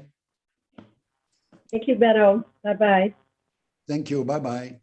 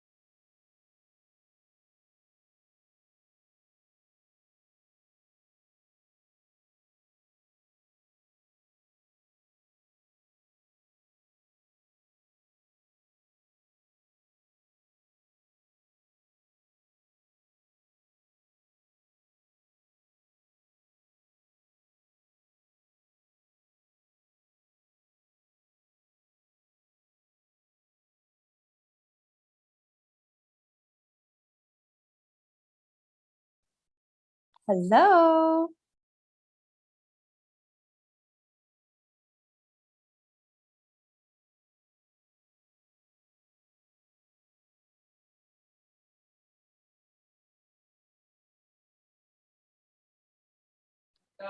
Hi, Jeffrey. Oh, you're on mute. Hey there, how are you? Everybody good? Good. How are you? Good, good. Excellent. It's so good to see your smiling face. And thank you for sending me everything. Got it all. I hope it was helpful. Super helpful. Yep. Very, very helpful. Yep. I apologize. Last week I was just too busy and I didn't get to everything I wanted to. You know how that goes sometimes. Don't worry. I do, and no worries. I wanted to tell you as well that I am going to go to that event in New York for those Latino leaders, the Estrella event I told you about that oh, yeah. We Are All Human is doing. So this should be pretty interesting. Oh, very cool. Very cool. Yeah, so we'll have to debrief after that. And then the final thing is I'm going to get that guy, LaShawn, is going to introduce me to, oh, and I guess they're recording this, so we should probably... No, we can talk about all these things. We'll talk about the other stuff later. Yes. Yeah. Okay. Because I want to tell you about the NBA Foundation. I saw that, and you saw that. Yeah, we can talk about that. So, very cool. Great. Awesome.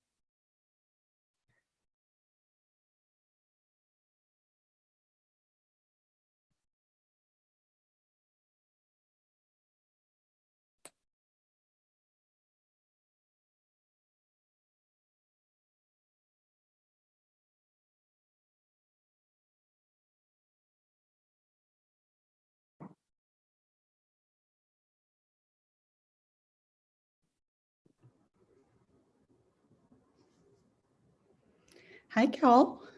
Hi, Isabel. How are you? I am well. I am well. Actually, are you coming from Qatar or did you do that event virtually? So I am in Qatar. I landed a few hours ago. You know, I was there 5 years ago and I did a training. They use our book at University of Qatar. So nice. I was there for like 5 days. It was so fabulous. Yeah. I know. I'm excited to be here. Excited. Yeah. I'm excited for this panel. Me too. Jeffrey, meet Isabel. Isabel, hello. Nice to meet you. Same. Nice to meet you.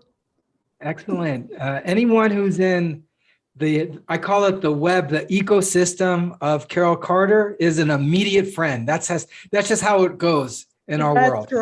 That's right. Oh my goodness. Well, we're excited for all the friends that these folks represent around the world because they have such an incredible, the World Consortium and the World Academy of Art and Science folks and then the different UN partnerships. So it's very cool. Yeah. So are you just exhausted, Isabel? Are you just jet lagged? Probably. Neither, to be honest. I'm running right now on, lots really high level. Excited. Excited. Yes. At some point I will back.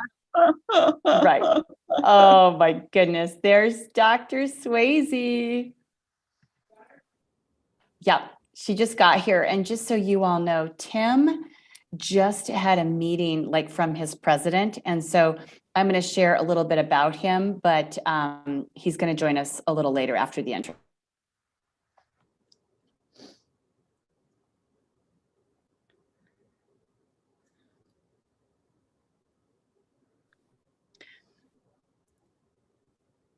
Hello, Susan.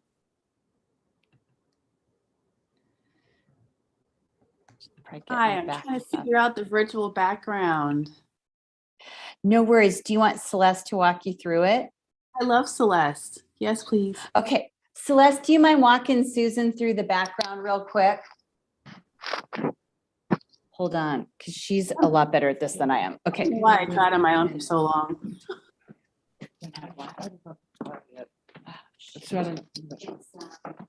Hello, everyone.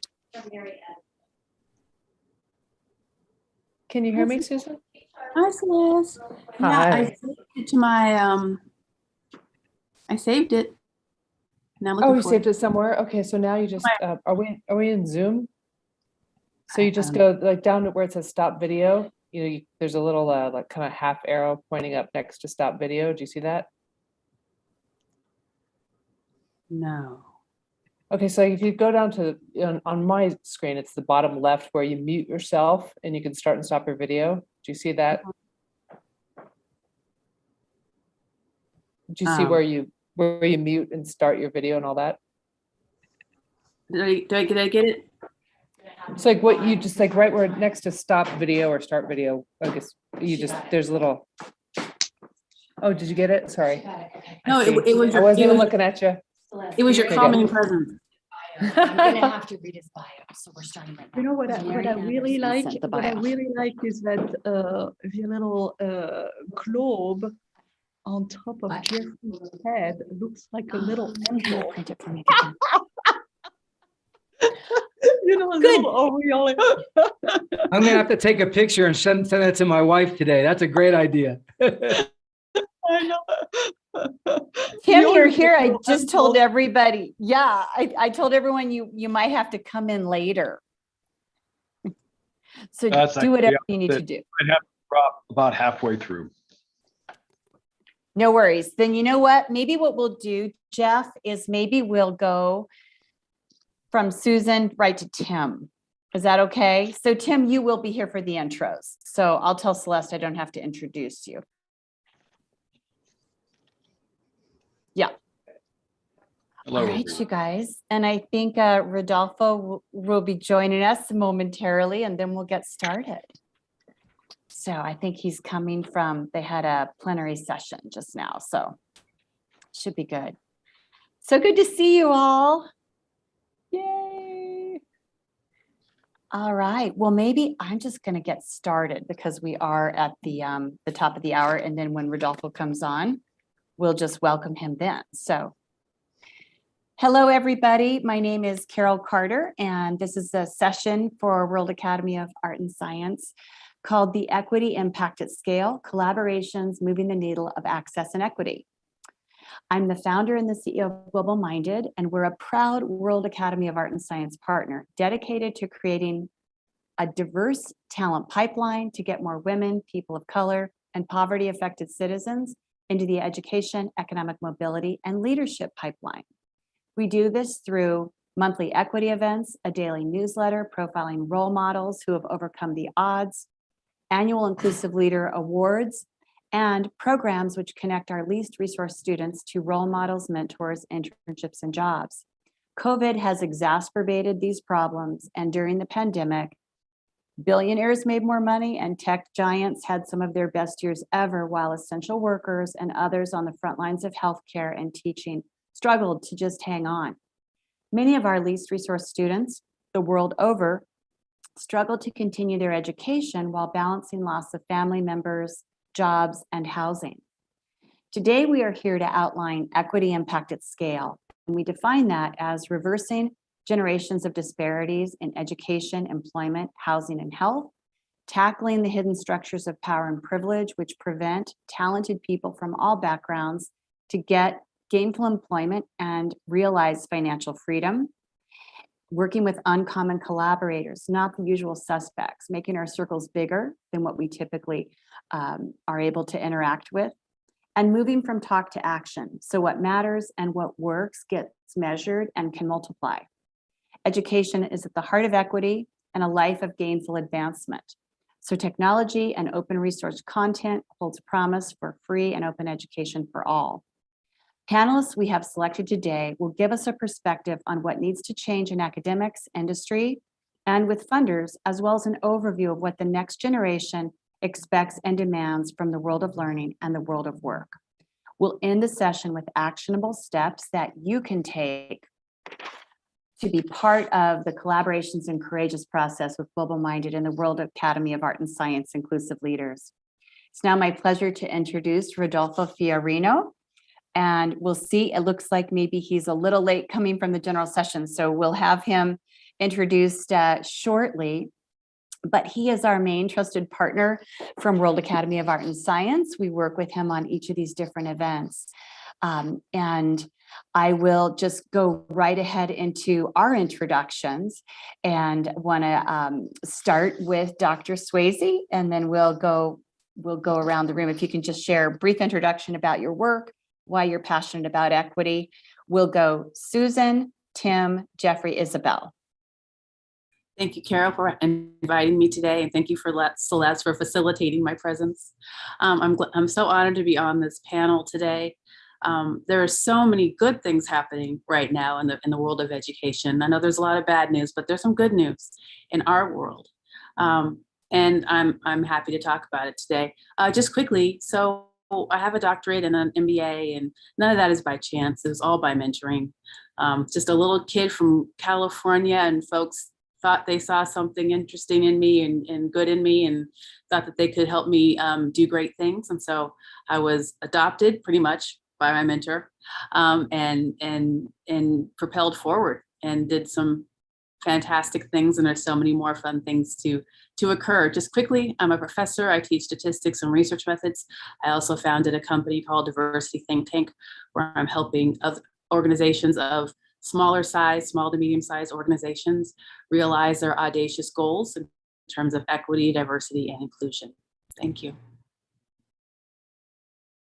Thank you, Susan. And now, Tim.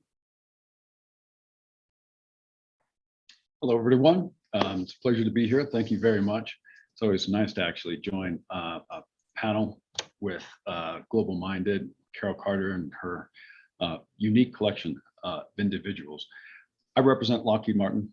Lockheed Martin is a storied company, of course, in aerospace and defense, and it really does actually exist in an interesting nexus because it is so dependent on skills and talent that have to constantly evolve and keep up with what's actually happening in both the trade space as well as any number of things that are cutting edge. It also, therefore, I will say, is also having to be a trendsetter relative to matching the society that we're in.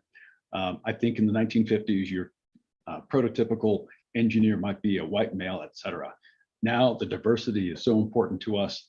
We really do have to embrace a much larger context of the people that make up our organization because our customers reflect that.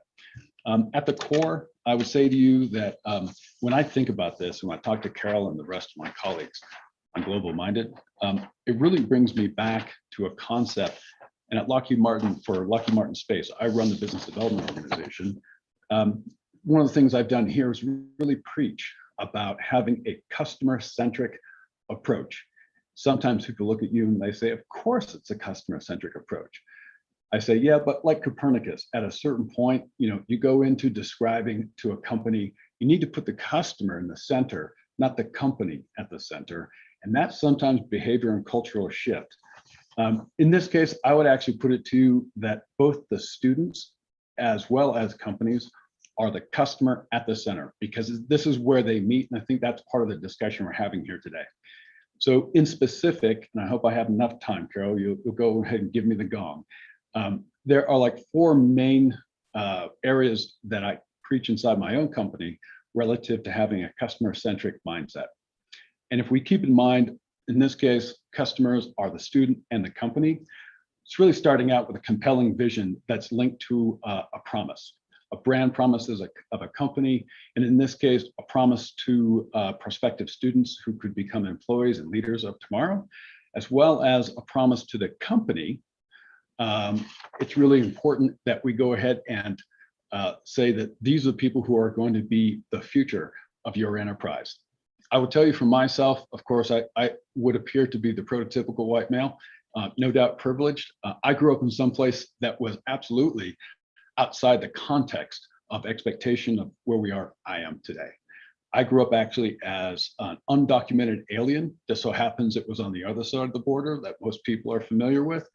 And in that regard, it was not my destiny to become an executive and a leader in a company like Lockheed. So it's very important for me to actually stress that the relative importance of where you come from, not just what you look like, has everything to do with diversity.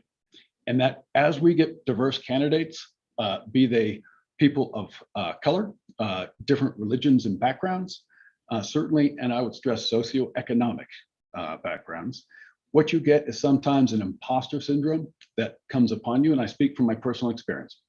And so in this moment, right, when we stand or we talk about a company communicating to people that come from a diverse background, how they actually make sense in the context of a very much an establishment firm, it's very important that we focus on the customer to actually explain to them that there are many people surrounding them, even those that may not look at in first appearance, to actually have traveled a path that they might be familiar with. The second portion is always really about defining a must-win battle defined from outside for these core constituents. And I mean that by saying which handful of actions will generate the most impact with our target customer, both the students and the companies. And this is really about the internship and apprenticeships that grow the diversity pipeline. I think that's a critical factor here. Moving right along, I would say we use a term called the Net Promoter System for continuous improvement in the interaction with our customer sets.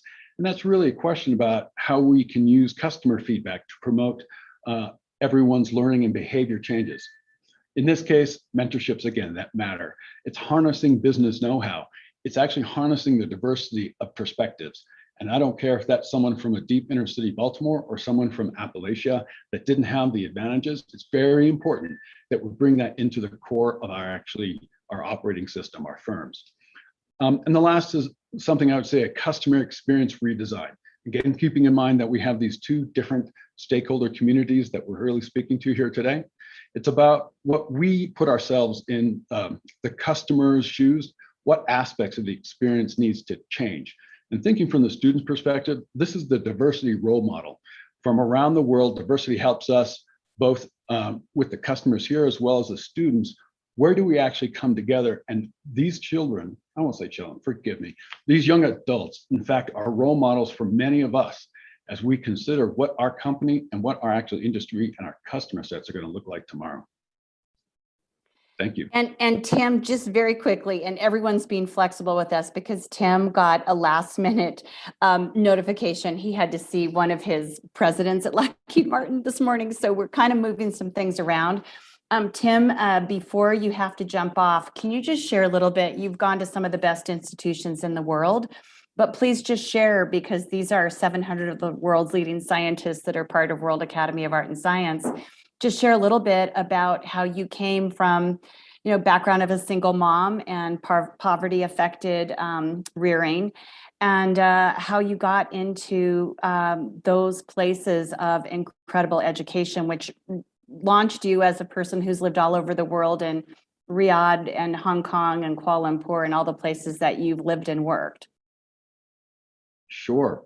So yes, this is true. My mother in the early 70s, in the advent of a divorce and a very strong mother-in-law, as it were, decided to go ahead and jump across the border to avoid a custody fight. In that context, really cut ties with most of the things that we just assume are the surrounding sort of support network. Came back to the States several years later, but really grew up on a dusty truck stop in Southern Arizona.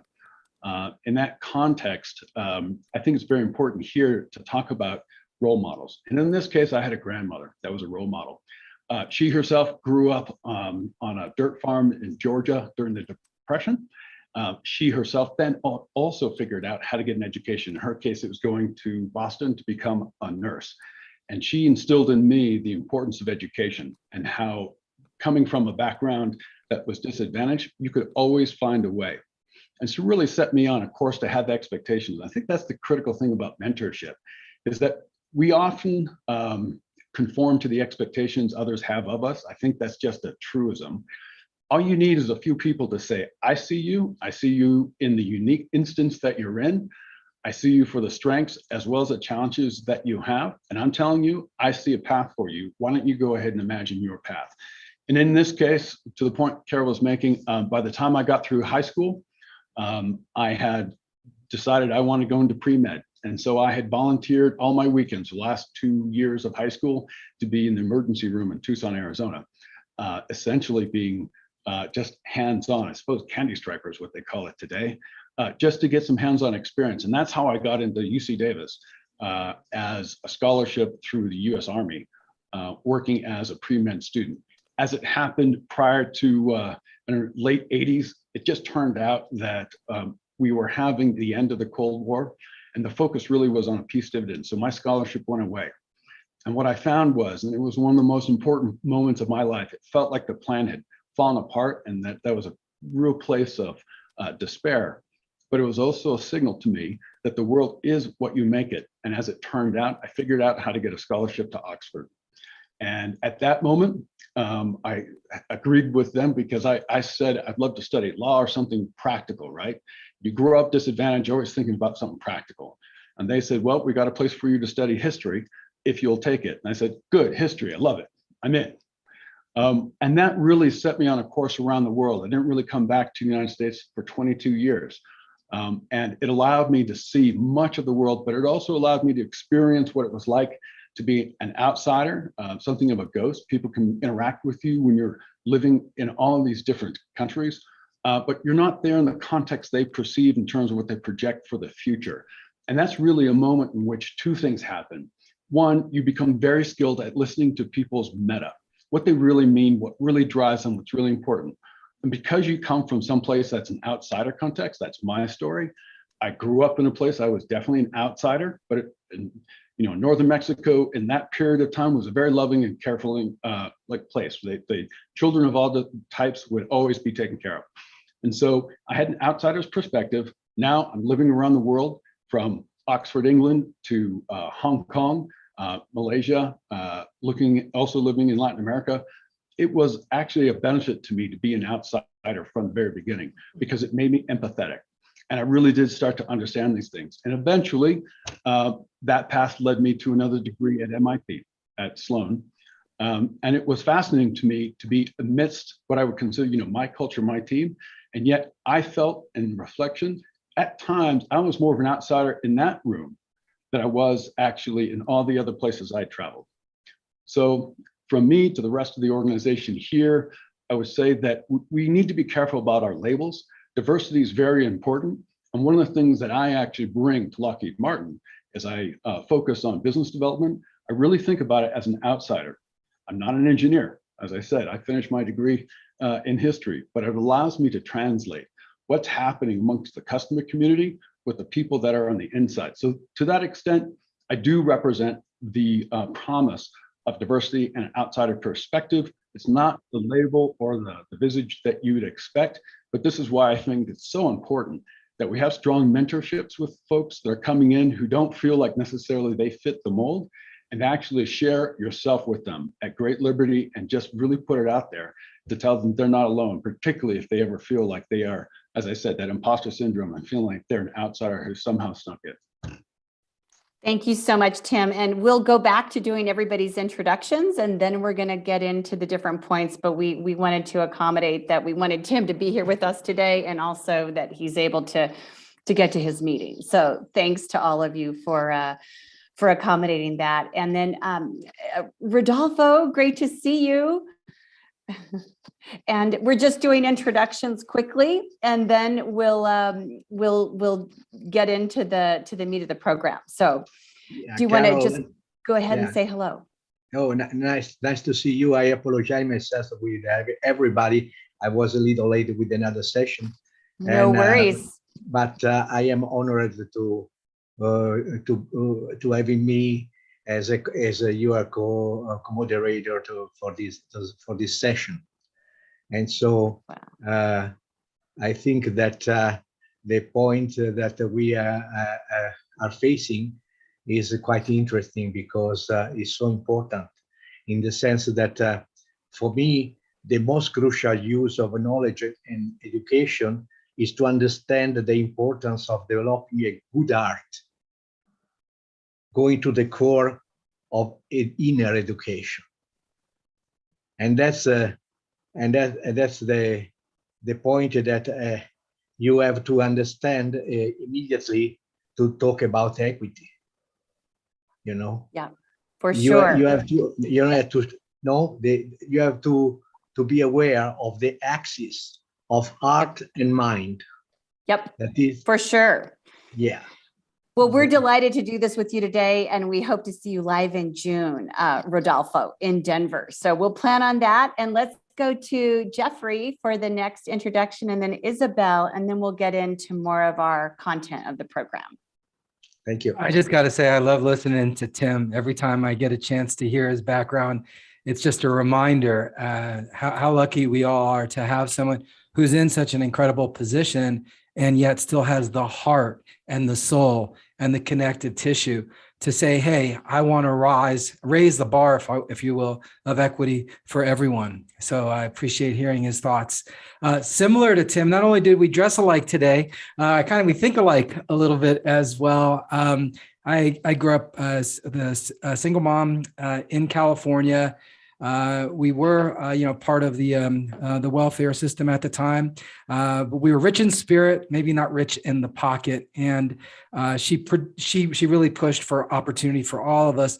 Long and short of it is, I had a chance to attend the University of Maryland College Park on a scholarship and finished with a degree in economics. And as most folks who do in that area, you jump into finance and you get into money and banking. And I had this thing called a pivot moment. I think most of us have had some of those where I had a tragedy in my family. My grandparents, who had been married for 65 years, died in a house fire. And they died primarily because Puerto Rican folks living in an underserved community, they bordered two counties that traded off on who would respond to fires and crime in this community. And as fate would have it, on the night they died, the EMS system, the fire and rescue, took 22 minutes to get to their house, and they passed away. My grandmother had always said in her struggle to speak English that she wanted me to work with people and to help people. And so after their death, I got involved with the government, and much like Tim, you find yourself in places that you did not anticipate you would be. And I started working in the Department of Energy on workforce creation and workforce development issues. I continued down that path for a number of years, and because, and I think as Dr. Swayze mentioned, you've got mentors that believe in you. I had a few. I had the opportunity to jump into the nation's nuclear weapons program, and I became the chief learning officer. So I was responsible for developing leaders in the nation's nuclear weapons program, and did that for a number of years. No kaboom there. So I decided to move over to financial management right after the Dodd-Frank Wall Street Reform Act passed, where our country was in a little bit of financial challenge. And I became the chief learning officer for the Commodity Futures Trading Commission. So now I'm responsible for leadership and learning development, executive development for those folks who are overseeing $600 trillion swaps, options, and futures financial marketplace. And there were many days where I thought, my goodness, how does this, kid who grew up poor in California as well, how do you get this opportunity to lead? But that mentorship paid off. And during this, I developed an expertise for about 10 or 12 years in generations. And I became the federal government's expert on how to lead and manage across generations. And so I started a company called Generationology, and really to help organizations to build an intergenerational culture, an intergenerational workplace, and really embrace an intergenerational workforce. And so along the way, I met this awesome, fantastic, inspirational person named Carol Carter. And I would think after maybe 2 conversations, she said, hey, we'd love you to join our board and help lead a couple of efforts. And I'm humbled to have spent that opportunity leading and working beside her. I echo the sentiments of Dr. Swayze and Tim on the importance of mentorship. And as we get into the dialogue, we'll talk about it further. Gracias for the opportunity to be a part of this distinguished panel. De nada. Thank you so much, Jeffrey. And Isabel, I have to say, she is not only born in France, but right now she's coming to us from Qatar. So she's just landed and she's not jet lagged or anything. She's there for the WISE conference. Isabel, tell us a little bit about you, your story, your passion for this work, and then we'll get into our program. Yeah, I was already high on energy before the discussion, but wow, hearing Dr. Swayze, Tim, and Jeffrey, and Rodolfo's comments, I'm even more energized. So thank you. What inspiring co-panelists. Carol, thank you so much for assembling us and for all the amazing work that you do.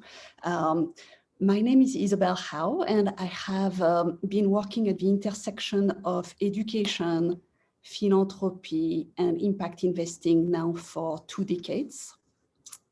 I was most recently a partner at Imaginable Futures, a venture of the Omidyar Group, the philanthropy of eBay founder Pierre Omidyar and his wife, Pam. About my personal story, I was reading a few months ago the biography of Michelle Obama, and in the last chapter of the book, Becoming, she has this amazing quote that really deeply resonated with me. She said, "I'm an ordinary person on an extraordinary journey." And I feel like this is me. I'm an ordinary girl, from southern France, born in a rural village. And here I am on these international scenes, traveling to Qatar, leading philanthropy. It's really, really extraordinary, extraordinary journey. Certainly not on the same level as Michelle Obama, but still for me personally, reflecting on how could we have these extraordinary opportunities that I had available to many, many more people. And this is really what has driven most of my work to date. This notion of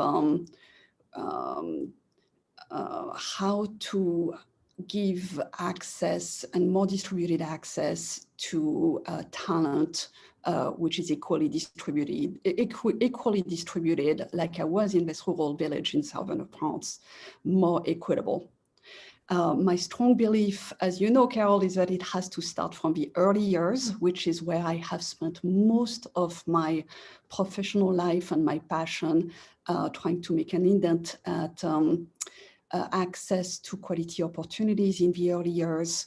But I've also done a lot of work with adult learners, parents of those little ones, and Jeffrey, a lot of things that are connected to your intergenerational work, obviously. And Isabel was also one of the winners of our Inclusive Leader Awards for 2021. So that was also fabulous.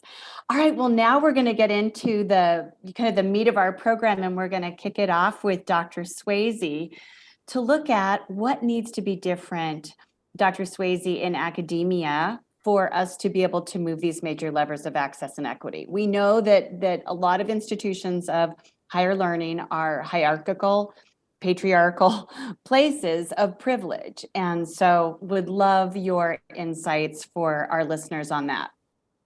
Great. Well, I come to this from a variety of perspectives. So the first one is that I'm a first-gen student. My parents were not able to earn college degrees, but were sure that I was going to. And everything that I mentioned that I wanted to be when I grew up required a doctorate. If I wanted to be a fireman, my mom would say that requires a doctorate in fire science.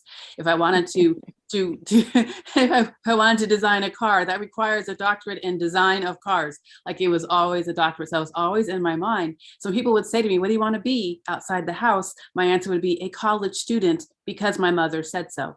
And my father's response was always, "What she said, do what she says." So that was always a mantra in our house. And so as I, went about doing all the things you do to go to college, I realized, even in my little California, so I'm from Santa Rosa, California, in my little existence, that there's a big gap between hopes and dreams and how and now. And that is really the role that the mentors have played for me, those who have, identified areas in which they could give me knowledge and then also provide opportunities. And so when I look at the educational landscape of which that I'm a part currently as a professor, and I look at my children's education, I see some good things that are happening, some very beneficial things. Coming out of COVID, many colleges have gone test optional, which has really been a benefit to under-resourced and kids of color who cannot get access to those testing companies and the assistance that gives you those higher test scores. And across the board, universities are reporting higher applications because of the test optional. So I think that is one of those positive outcomes that we are seeing, and hopefully will continue, is that bar that we know favors kids of higher economic status and kids from better schools, that is now an optional application opportunity for students. And the other students are evaluated on things that actually bring more things to the fore, such as their essays, their life stories, and things of those nature. So that's a positive. Another thing that schools are doing that I'm seeing more of that is good, and I hope that stays, is that we are looking and are actually required to not only provide students the books that we are requiring months before the semester begins, but also so that way students can find cheaper books, maybe a free book, but also that we're required to find more online resources, things that are actually, free open source textbooks, so that there is a zero cost for the textbook piece of the course. So there are trends that are occurring. In terms of the classroom itself, many professors and universities are moving toward building in diversity, equity, inclusion into the classroom. I've done research on that myself, ways in which to build a safe classroom for students so that we are able to discuss issues of race, gender, sexuality, and even immigration, because in the United States, that is so important, as well as disability status, have those conversations in the classroom and to build a structure by which we can do that, to set the groundwork from the very beginning in the syllabus. Because if we are interested in changing these things, we all need to be conversant in them. So part of that is building that language. So there are moves happening in universities that will benefit students across the board. And as we continue on, instead of the one-to-one mentorship model, we're actually restructuring the system itself. From the inside and from the outside. So just so you know, I've served on 100 doctoral dissertations so far. And one of my favorite stories is this one. I'm working on diversifying the doctorate one student at a time as a faculty member. One of my favorite stories I want to leave you with is my student, who remained nameless, but I will say she, defended her doctorate. She studied ageism in the federal workforce. Awesome, awesome study. And she's doing a lot of work internationally based on it. She was rushing to get her edits done. Those of you who have done a dissertation or a thesis, you have to do edits after your defense. She was rushing to get a dissertation done to get the edits in. And she said, I only have 15 days. I said, no, you actually have 30. She said, no, I have 15. And I said, okay, let me help you. Come over the weekend. We'll work on this over the weekend. Tick, tick, tick, tick, tick on the keyboard. Come to find out, she was to turn 65 on the 16th day. And she had promised herself that she would earn her doctorate before she turned 65. And we were part of that, and we didn't know that was her goal, but that was why she was trying to get it done in 15 days, not that 16th day. But there are so many good stories out there, and the more that we can share them and applaud and mentor and sponsor and join Carol in the great work that she's doing, we'll have so many more good stories to share. Thank you so much, Susan. And we have to say goodbye to Tim because he has to go for that meeting at the top of the hour. But Tim, thanks for joining us. Thank you. Isabel, great to hear your story. Jeffrey, it's always nice. Senator Vargas, we got to get you in Congress. Susan, nice to make your acquaintance. Thank you, Carol. You bet. Bye-bye. Jeffrey, tell us a little bit about looking across generations, what impact people who are our age and older can have on the emerging, talent base of leaders, and also how we can understand Gen Z, empower them, and really co-create a very meaningful learning environment and work environment with them around the things that they really value.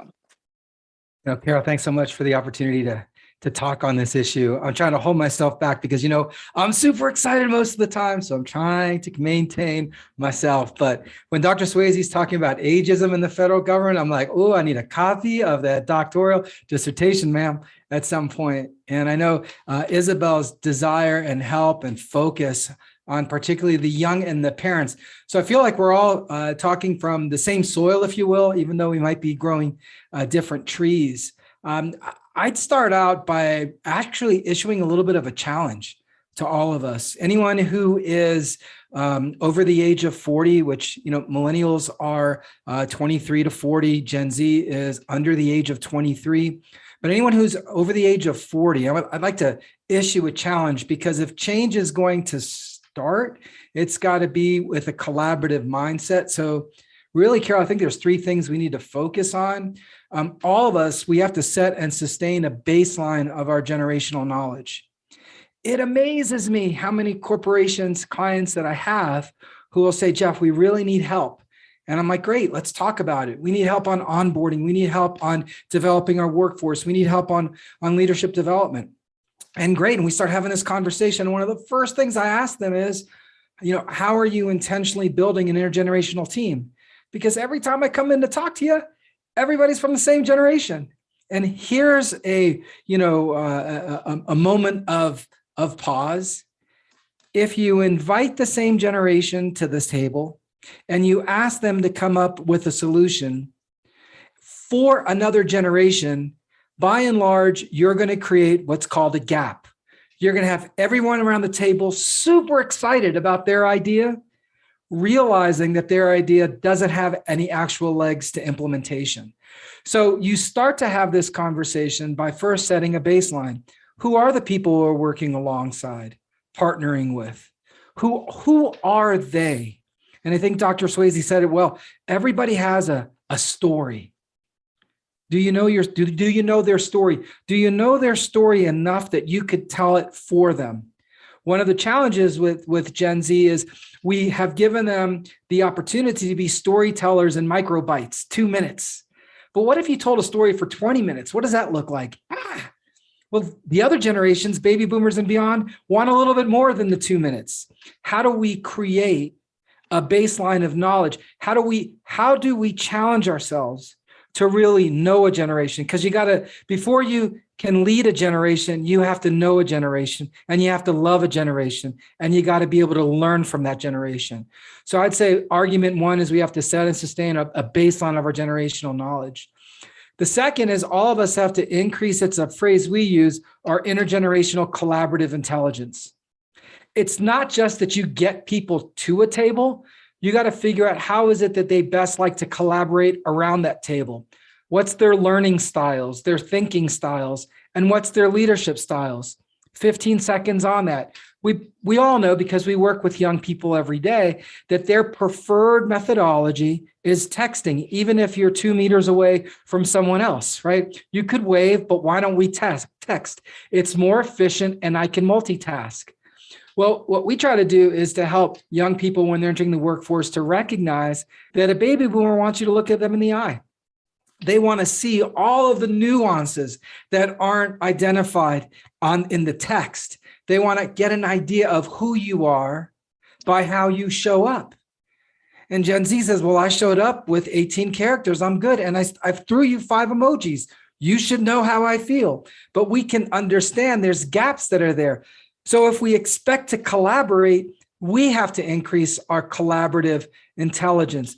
Think about this. What does an awards and recognition program look like? When I'm world and they'll say, Jeff, we need an awards program, but their award program looks like the 3 Ps, picture, plaque, and pose. And you get a little signed picture and put up in your office. That worked for a baby boomer.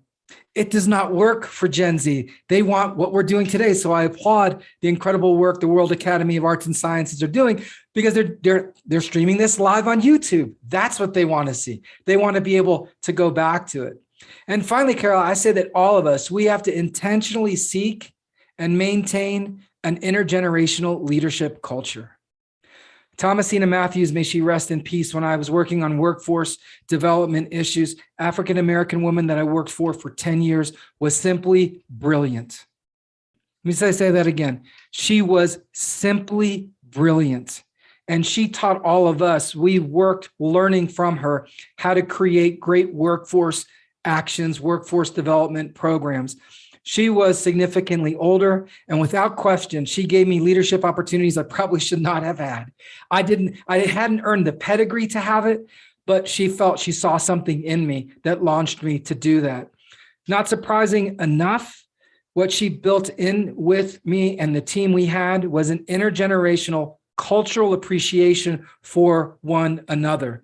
We worked for her and were led by her. Fast forward 15 years, I have the opportunity to lead, the Commodity Futures Trading Commission. We're overseeing the futures, options, swaps, financial marketplace.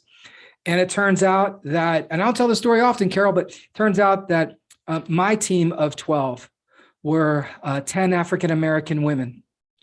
I learned and worked alongside them. It was interesting. We would come into a room with financial executives from Wall Street, and they were often looking for leaders. And sometimes I'd be at the table early, and somebody would lean over and say, "Hey, when Jeff's showing up?" And I'd smile because Jeff's already at the table, right? But the idea is we need to create intergenerational leadership opportunities through a cultural experience where we recognize that we're bigger, better, and stronger together when we focus on what we can be versus on where we are today.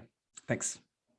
Awesome. Thank you, Jeff. And I will say that Global Minded has at least 5, if not 10, amazing people over 80 who come every year to our conference. And one of them, Benna Kalik, she writes a book a year. And I just think they're redefining what it looks like to be in your 80s. So those are the wisdom keepers, and all the other younger people need to be with us co-creating what's happening. So Isabel, one of the things we know is that if the money doesn't start to move differently, if people don't start to really be able to fund and resource some of these big initiatives, then we can't have that impact at scale. So share with us from your world of what you see the issues and the opportunities where we really can achieve this major global impact financially as well. Yeah, thank you. So the money flows right now, and I was trying to think about your question, Carol, at multiple levels. They have one common characteristic, which is that they are all inequitable currently. So if we take venture capital, for instance, less than 1% of entrepreneurs that are funded by venture capital are Black entrepreneurs. And I recall funding a few years ago a woman CEO who was a Latina, and there was not even a category for her for the company that she was leading, given how few women of color are funders and receive funding from venture capital.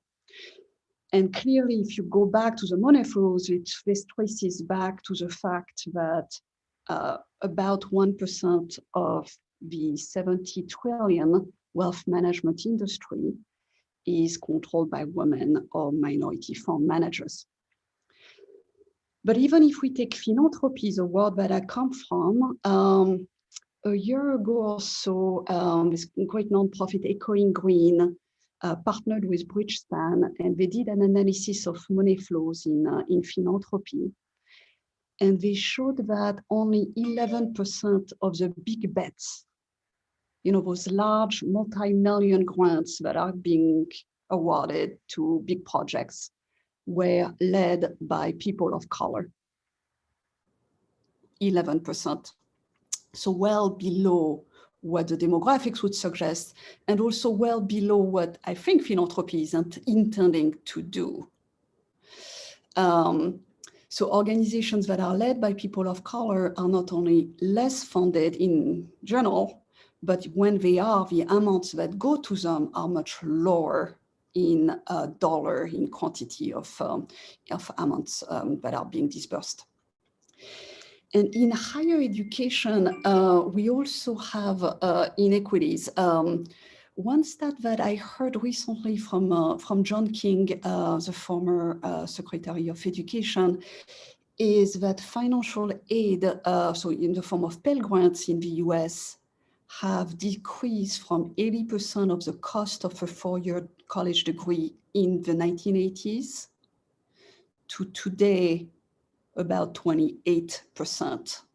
So meaningful drop in public government funding to those who need it the most, leaving obviously students to self-fund their college education.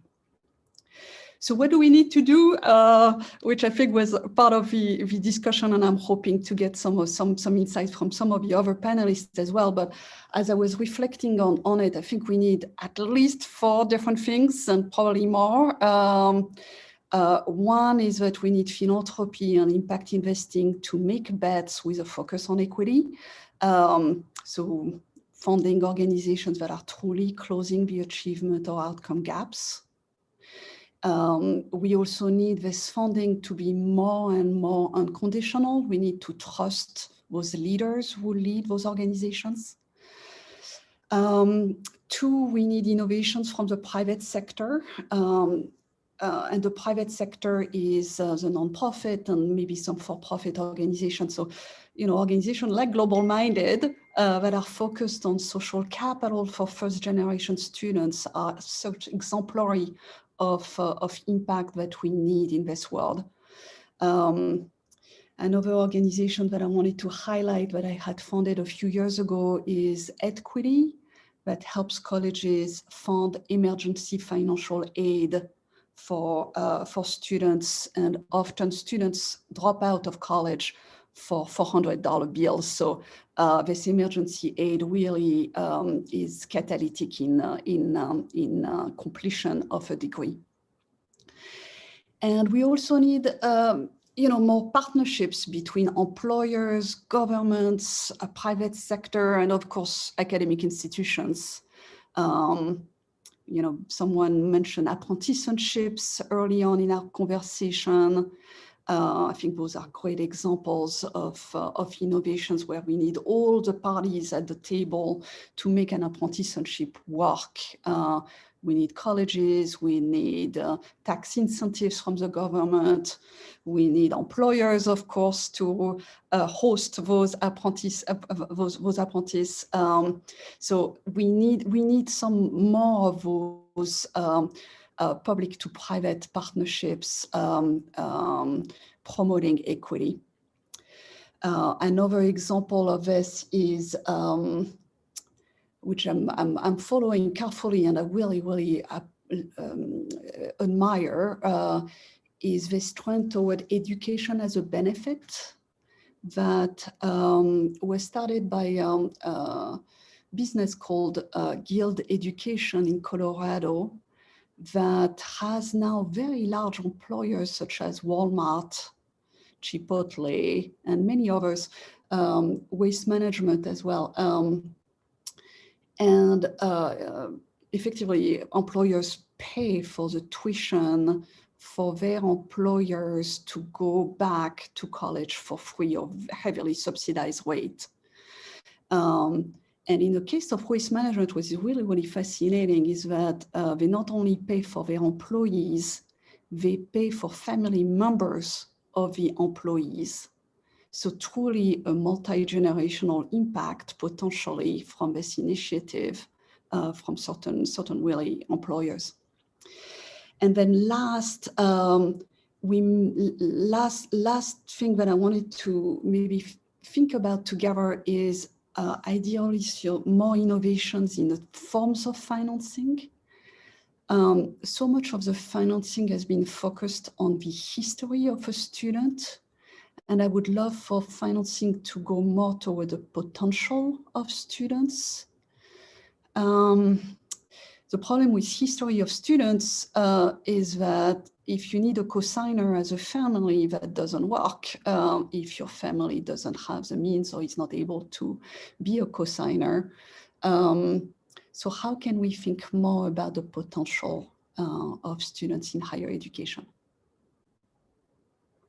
And Isabel, thank you so much for that point, because really in the past, when you were born and where you were born has had the most impact on where you went to school. And I think all of the different people sharing their perspectives today all, beat the odds to be able to ascend within the highest educational institutions. And that can be so much more the norm than the exception, which it has been the last few decades. So thank you so much for those insights, Isabel. And Rodolfo, is there anything else that you'd like to add on before we ask people for questions that they might have? I like to add a little component that may be,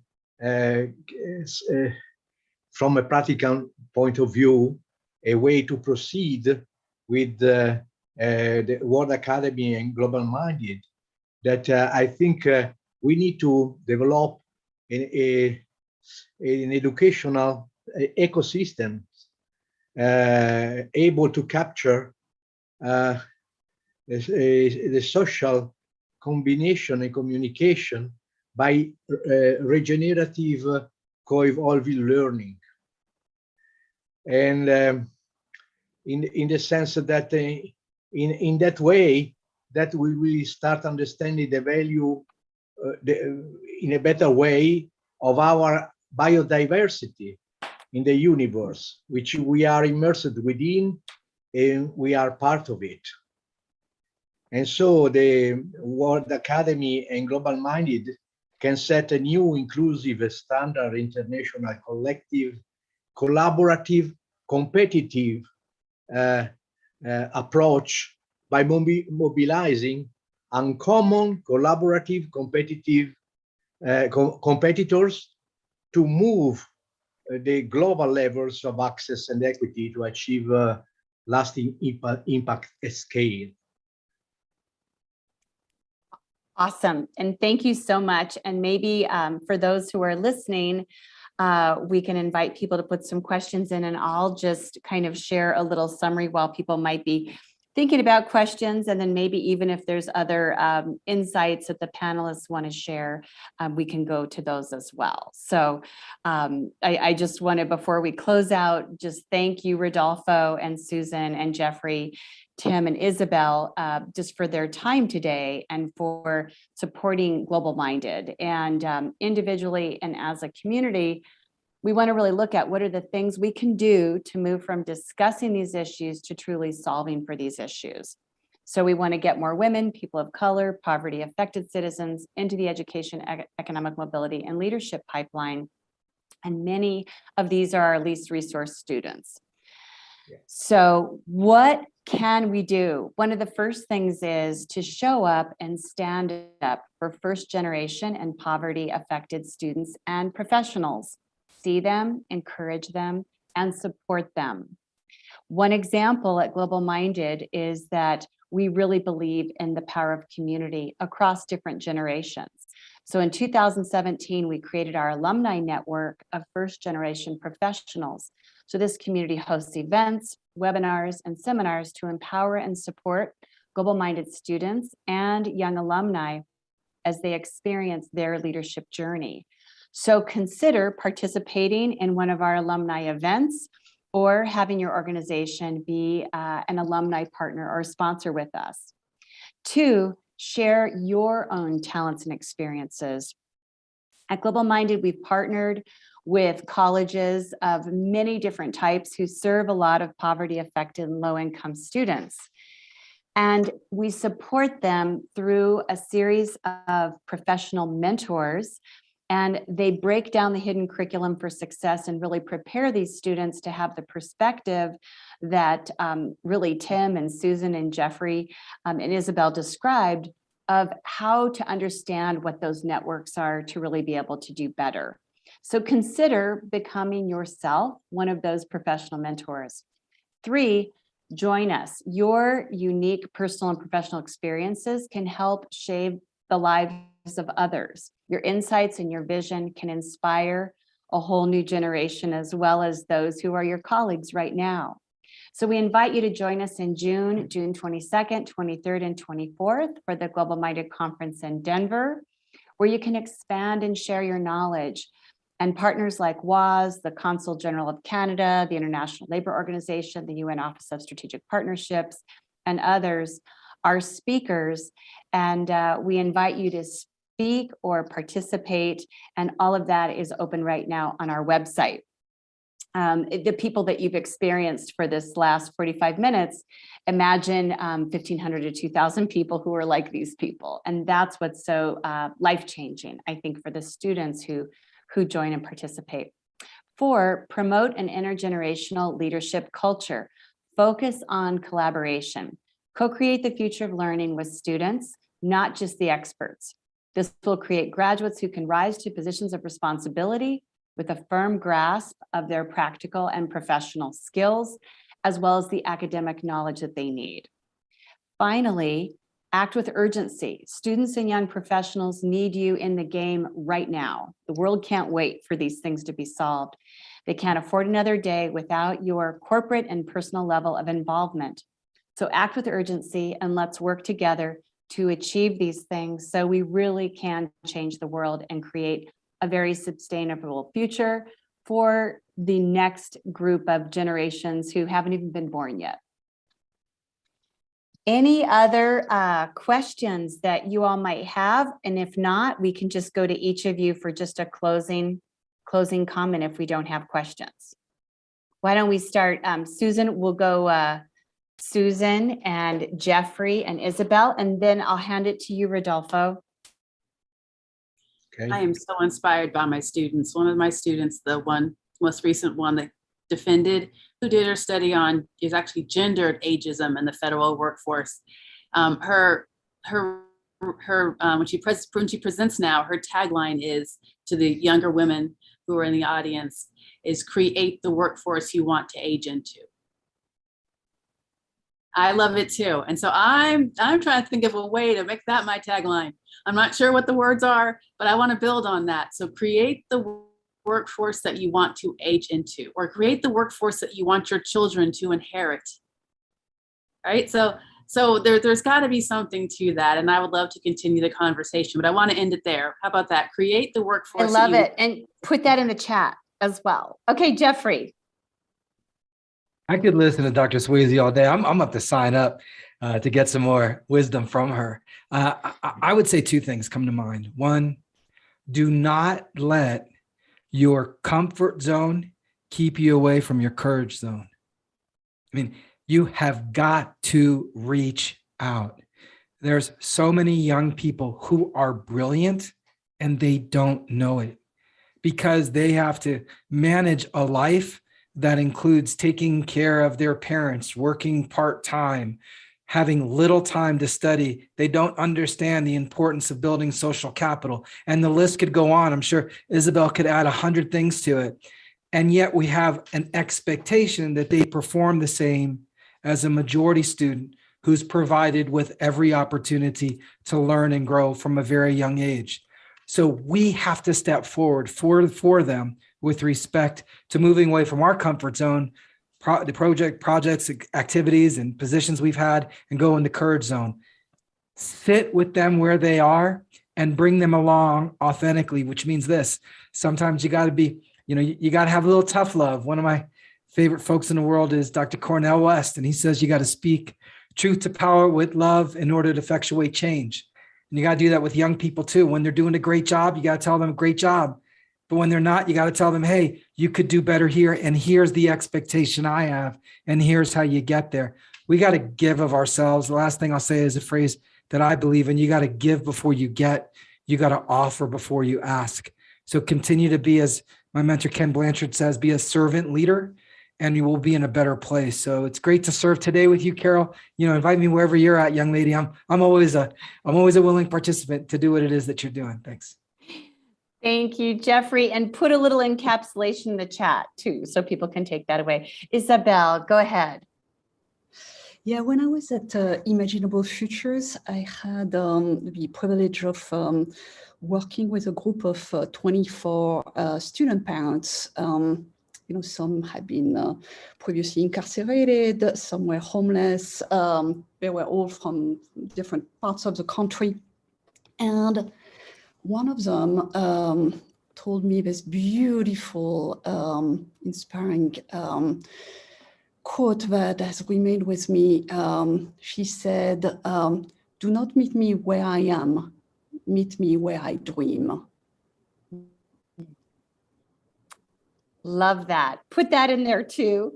And I will just say before I pass it to Rodolfo that we have at Global Minded a bold goal that by 2025, we want to connect 25 million first-gen students, first-gen graduates, those who work with them, and those who want to hire them algorithmically to role models, mentors, internships, and jobs. So I'll put that in there as well, and I'll put the dates for our conference, and then I'll pass it over to Rodolfo to close us out. But so glad to be with all of you today and for all of you who made this a priority. Rodolfo? Thank you, Carol. Well, I think that we have to be aware that living systems are, well, living organisms are a constant combining of multiple forms of communication and interactions of work data.